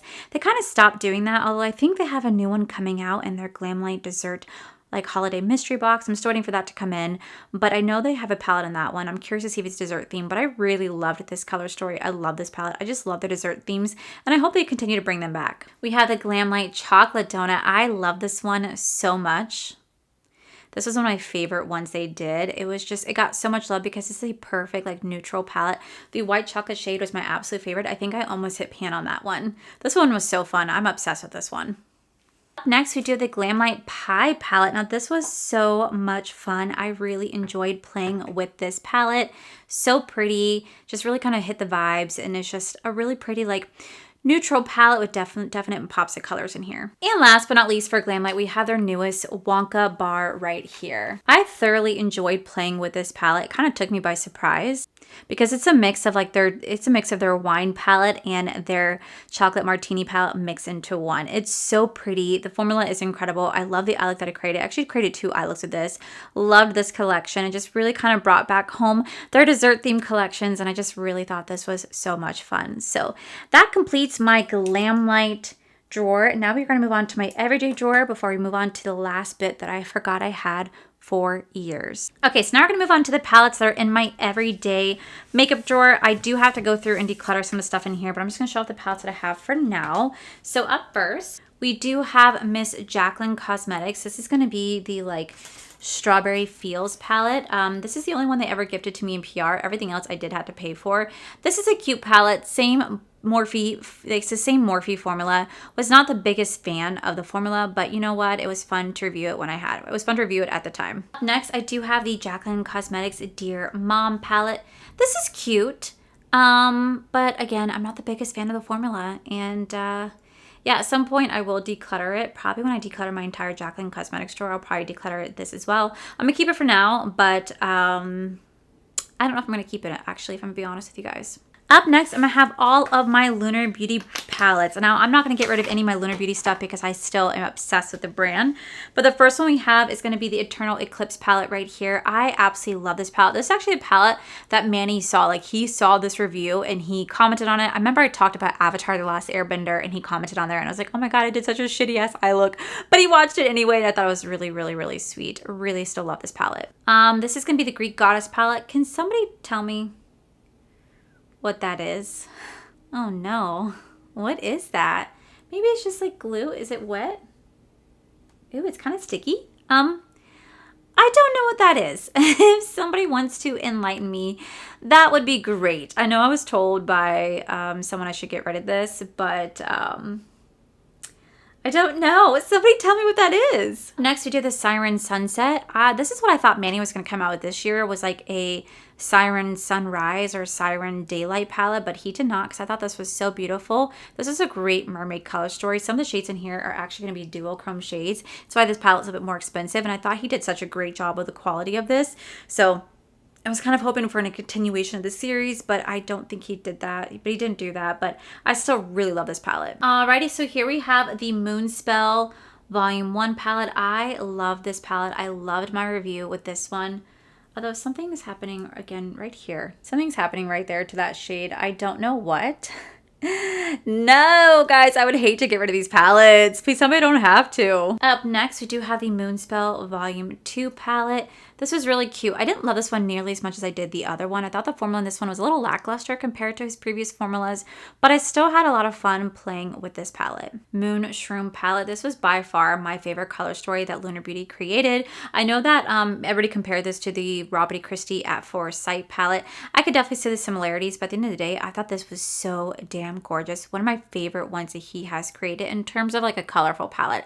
I absolutely was obsessed with this one. The palette that gets the most love from me when it comes to Lunar Beauty is actually the Nude Prism palette. This is a perfect neutral eyeshadow palette. I love taking the shade right here called Milk Tea and adding Laura and Sam to it. My eye look is so pretty. It takes 2 seconds to do. I'm almost hitting pan on this one right here because I think it's such a pretty everyday neutral palette. I think Manny did the best job with this one. Lunar Beauty's 12 Days of Lunar. This is where he had all the individual shades that you can open up and unbox and put it into to the way that you want it to. I thought this was so cool, so unique. I didn't see any other brand do something like this, and I really love the formula. I love the color story, and I love that you can kind of custom make it to how you want to. I wish he would do something like this again because this was a lot of fun. Next, I do have the Strawberry Dreams palette. This palette was so cute. This is the only Lunar Beauty palette I actually bought in person. I bought it at the Morphe store when Lunar Beauty was sold inside Morphe. I was so excited to get my hands on this, and I hated my eye look in this video. It was horrible, but I still had fun with this one. Up next, we do have the Lunar Beauty OG Life is a Drag palette. I think I only played with this like once. I think I played with this like once, but I did not use the brush because I wasn't the biggest fan. And then I know this palette did get discontinued because they rolled out with a second version. But this is Manny's first palette ever that he created, and I definitely want to hold on to this and cherish this one. I do have the Facelift palette. This is the last palette that Lunar Beauty ever This is the first palette that Lunar Beauty ever sent to me in PR, but I really appreciated it. I was so excited. I thought this was so cool that he sent this my way, and this was an extension of the Life is a Drag. He added more shades and extended the range, and I thought this was amazing. Freaking love this. Also, look at that shade right here called Full Fantasy. Funny how they have Full Fantasy palette, which I'm about to show you guys. Here is the Full Fantasy collab between Lunar Beauty and Laura Lee Los Angeles. I thought this was a really pretty palette. You guys can definitely see both content creators in here between the neutrals with Laura and like some pops of color with Manny. I really enjoyed this palette, loved playing with it, and I thought it was really pretty. Speaking of Laura Lee, we have some of her palettes right here. So up first, we do have the Nudie Batootie palette. I believe this actually ended up getting discontinued because the name got copyrighted, but I still really enjoyed this palette. Super pretty. I remember this came out right around prom season. This is her like only palette that she had like this style. The rest did kind of change and evolve over time, but I really did enjoy this. Up next, we have the Nudie Volume 2 palette. This is a little miniature version or like an extended version of the Nudie Batootie palette. Really pretty, definitely more of a cool tone, neutral palette. Still really enjoyed this, definitely keeping. Up next, we have Miss Laura Lee Los Angeles. This is going to be the Cat's Pajamas palette. The outside packaging is ugly. This color story is ugly. Everything about this palette is just not pretty. And even Laura agrees, like this is just not it. But this was her palette that she first launched. Her palette was one of the first influencer palettes I bought besides the Dominique one. I just reviewed the Dominique one first, but I did have this one before that. Still really excited for her. I'll always hold on to this. We have the Candy Skies. This is going to be the Laura Lee's, this would be the Laura Lee collaboration with Erin, her niece. I thought this was so pretty, so colorful. One of the best palettes that she had come out with. I love how pretty and colorful this is. I think they did a really good job. I'm definitely keeping. Next, we have the Whimsical Nudes palette from Laura Lee Los Angeles. I absolutely love this palette. This was my favorite one that she's ever created. I love the olive tones in here. I think she did such a fantastic job. And I think this is one of the last palettes she launched by herself. I think the other one was Full Fantasy, but this one the last one she launched. And I hope she comes back out with palettes later on. And last but not least, for the palettes that are inside my drawer, we do have Miss Tati Beauty. Now this palette has obviously been discontinued because Tati Beauty has been discontinued. I did hit pan on both those right there. I really loved this palette so much. I did have a backup, but I actually sent it to Manny a long time ago because he never had the original palette. I really wanted the Volume 2 palette, but that just never came to be. Maybe one day we'll have it, but I'll always cherish this palette for sure. Up next, we have Just a Taste palette. I just got this in the mail from Unearthly Cosmetics. This is supposed to be their vampire holiday inspired palette. I think it's so beautiful. I cannot wait to play with this. I was so eager to get my hands on this. Love the way the color story is between like Christmas and fall. I'm really excited to play with this. And I think it's thundering. So that wraps up all the palettes that I have in my collection. Now what I'm going to do is I'm going to quickly organize everything into this drawer before I move on to my last palettes that I have not shown you guys. Now mind you, I have not seen these palettes in years. They have been tucked away in my closet. I thought I discontinued them. I thought I decluttered them years ago, but apparently I never did. And that is all my Jeffree Star Cosmetics palettes. So please do not cancel me for still having them. Literally, they've been tucked away in my closet for a long time. I completely forgot that I even had them. So I'll be right back. Oh my gosh, as I was reorganizing my stuff, I actually found the Natasha Denona Triochrome palette. I forgot that I had this. This is definitely a keep. I can't believe I forgot about this. Okay, so now that my collection is organized, I have just a little bit left to show you guys. I forgot that I even had these palettes. I truly thought I decluttered them back in like 2020, 2021, but clearly I didn't. They were hidden so far in my closet that I only found them because I was heavily trying to figure out where my Christmas decorations were, and I stumbled across these. So please don't cancel me for this. I do not support him or the brand. I just still have these, but they're finally being decluttered. So the first thing I have is the Jeffree Star Cosmetics. This is going to be the Jawbreaker palette. I remember going to my local Morphe store to pick this up when this officially launched. I thought this was really cute. I had fun with this one, but I just felt like it's a little bit too chaotic for me. Even now, like regardless of like how I feel about him, I just feel like this was a little bit too chaotic for my taste. So I am going to go ahead and declutter this. I do have the Jeffree Star Cosmetics. This is going to be the Thirsty palette. I remember this, like, went viral. People were trying to find this everywhere and they couldn't find it. Mine is still in great condition. I only used it a couple times. I really did enjoy this palette, but she has to go. I do have the Jeffree Star collab with Morphe. I used to really like this palette. I do hate that they had a pressed glitter in here. I feel like Jeffree, I feel like he kind of threw this together. I feel like he liked the shades, but I feel like he can do so much better, and he did do so much better. So for me, yeah, this was not my favorite, and it was a Morphe formula, and I'm not a big fan of Morphe. I'm not gonna lie, I don't remember what this palette is called. Royalty, I don't know. I remember I got up at like 3 a.m. I went to my Morphe store and I bought this entire collection, came home immediately and filmed with it, and I was one of the first people to get a review up, but I literally skipped work to go get this palette. I won't forget how fun the Jeffree Star launches were, but yeah, looking at it now, regardless of how I feel about him, this is definitely not my favorite color story. So this is the Jeffree Star Cosmetics Orgy palette. I actually never bought this palette. This actually was sent to me by a subscriber. They thought that if they sent it to me, I would do a review. I thought it was so sweet of them, but I wanted to send it back and they told me to keep it. So it's just been sitting there. It's never once been used. This just, even if I was a fan of him, this was just not a color story for me. So yeah, bye. So here is my Alien palette. I'm not gonna lie, this one was one of my favorites from Jeffree Star Cosmetics. I really enjoyed having the Alien palette. I remember when this got discontinued, everybody lost their mind about it. I haven't seen mine in years. I'm pretty sure he probably updated his formula since this. I still thought it was really pretty, had a lot of fun. Although this shade right here, it's turning kind of green.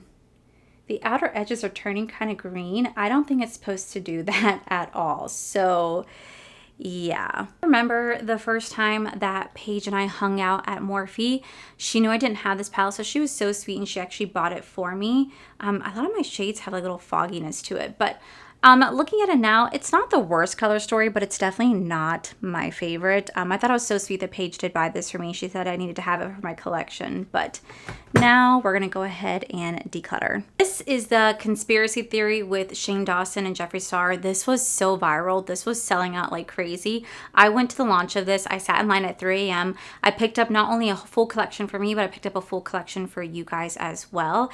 That video got me like 95,000 views. I gained like 5,000 subscribers, so I'll always be very grateful for it, but I have to say the color story on this is just not my thing. I do not think it's pretty in the slightest, so this was a great time, but we gotta let her go. This is the Jeffree Star Blue Blood palette. I actually really did like the coffin packaging, and I thought this was a really fun color story. I really did enjoy this video. I really enjoyed my eye look, and I really did love the formula of this palette. I have nothing bad to say. Jeffree Star does make some fantastic palettes, but for me, I just don't really care for the brand anymore or him, so I'm gonna let this go. Plus, this is like 5 or 6 years old at this point, and it's just been sitting in my closet. It's time to go. And I did have the cremated palette, but I know I definitely did get rid of that. I gave it to a friend who got a better use out of it than I did.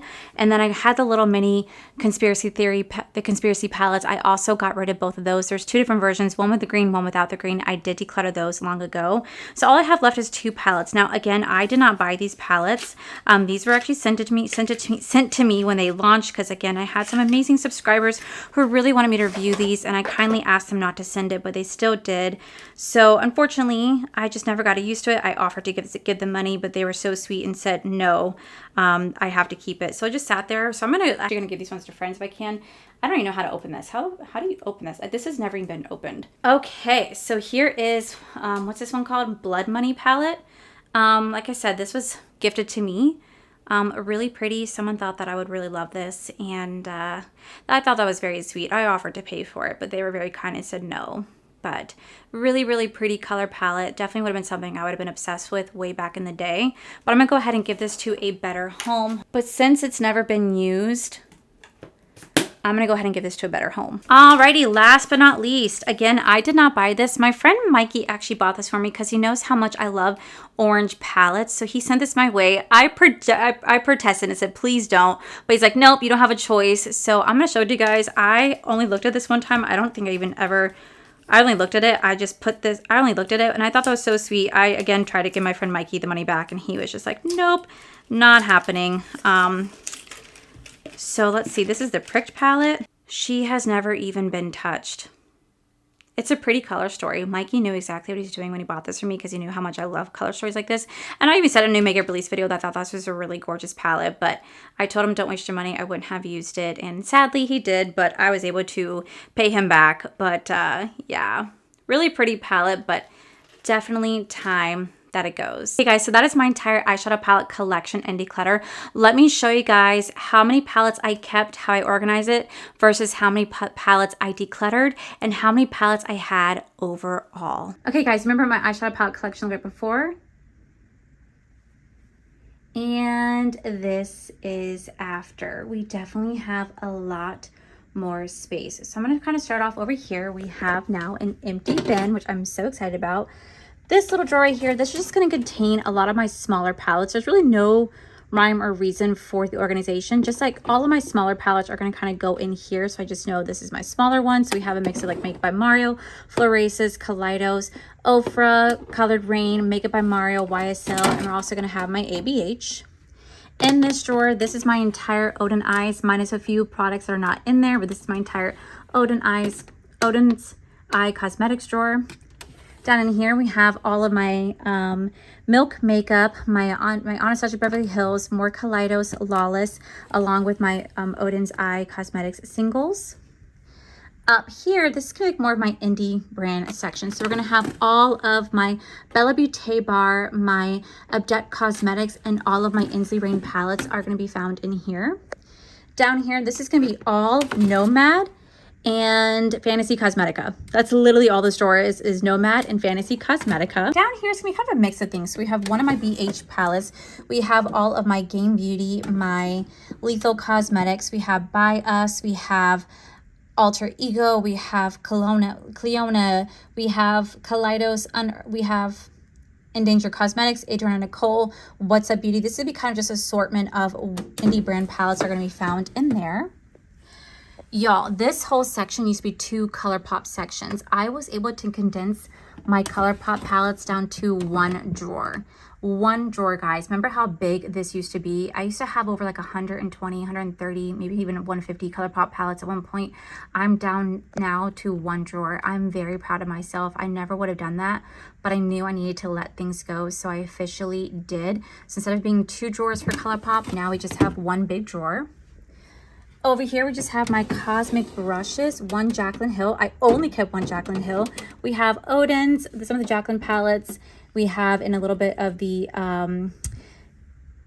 Kylie Cosmetics, just kind of a random drawer right here. Down here, we have all of my Blend Bunny Cosmetics. I did decide to keep the Ellis Brooklyn palette. And we also have my Artitude Cosmetics right here, some more indie brands. Down here, this is going to be my Halloween drawer. So we have all of my Unearthly and a little bit of Adept, and we have all of my Unearthly, my Gourmand Girls, and all of my Halloween palettes we found right in here. Now this drawer is going to be jam-packed because this is going to be my high-end drawer. I'm going to have this whole section is Natasha Denona. This whole section is going to be Huda Beauty. We have Pat McGrath in the back, and then we have some singles down in here. So you have some more Natasha Denona, Too Faced, and we also have the Naked brand in here as well. So this is just my high-end drawer. This drawer is going to remain empty. Now I have an empty drawer to contain. Now I have an empty drawer to build up more palettes in the future. And then down here we have some more random high-end. So this is my entire P. Louise drawer, P. Louise drawer, Pat Tata, and my one Urban Decay Game of Thrones palette and 2 of my Danessa Meyers palettes right in here. So this is my entire collection now fit inside here. I'm so excited that they all fit. Now let me show you guys my declutter pile. So this is everything that I am decluttering right over here. We have a good bunch of palettes that I am getting rid of. It's so crazy to see a lot of Colourpop palettes in here. I did decide to declutter the Essence Lion King and both of the Frozen palettes. I wasn't sure if I was going to, but I decided to. All of my Jeffree Star palettes are officially in this declutter for the first time in like 4 years. And then we have all of my Dominique Cosmetics one, Colourpop, everything. Oh, I didn't even lay all that out right there. Look at that. Okay, so now it's all laid out. So this is everything that I am decluttering from my collection. I think it's a very, very good amount. So I tallied up everything. In total, I had over 457 palettes. 457 between what I'm decluttering and what I kept. Now these two are not counted because these are going in a shadow box, but I had 457 palettes, y'all. I know that this is unreasonable, but this is my job, but I am proud of myself because I only kept 357 palettes. So I have 357 palettes and I'm decluttering 100 palettes. Come on, I think that's so good. I am so happy that I decluttered 100. Now my goal is to still dwindle down my collection in time. You know, at the end of the day, I paid for like 95% of my entire collection, so it's hard for me to let everything go, but I also know that I need to let things go. But I don't know exactly what I'm gonna do with all this yet. I know I'm gonna get questions. Are you gonna sell? You're gonna sell? You're gonna sell? I'm gonna let my friends and family go through this first, and then I'll probably give away a few of the palettes that are in mint condition, never being used. And then if I decide to sell, I will let you guys know. The last few times I've done that, I've just curated mystery boxes out of the palettes, and I'll probably do the same thing again this year if I do decide to sell, but I'll let you guys know. But yeah, guys, that is my long-winded eyeshadow palette collection and declutter. As you guys can tell, this was much needed. I'm hoping next year we can declutter even more and bring that down to maybe at least 300 palettes minimum.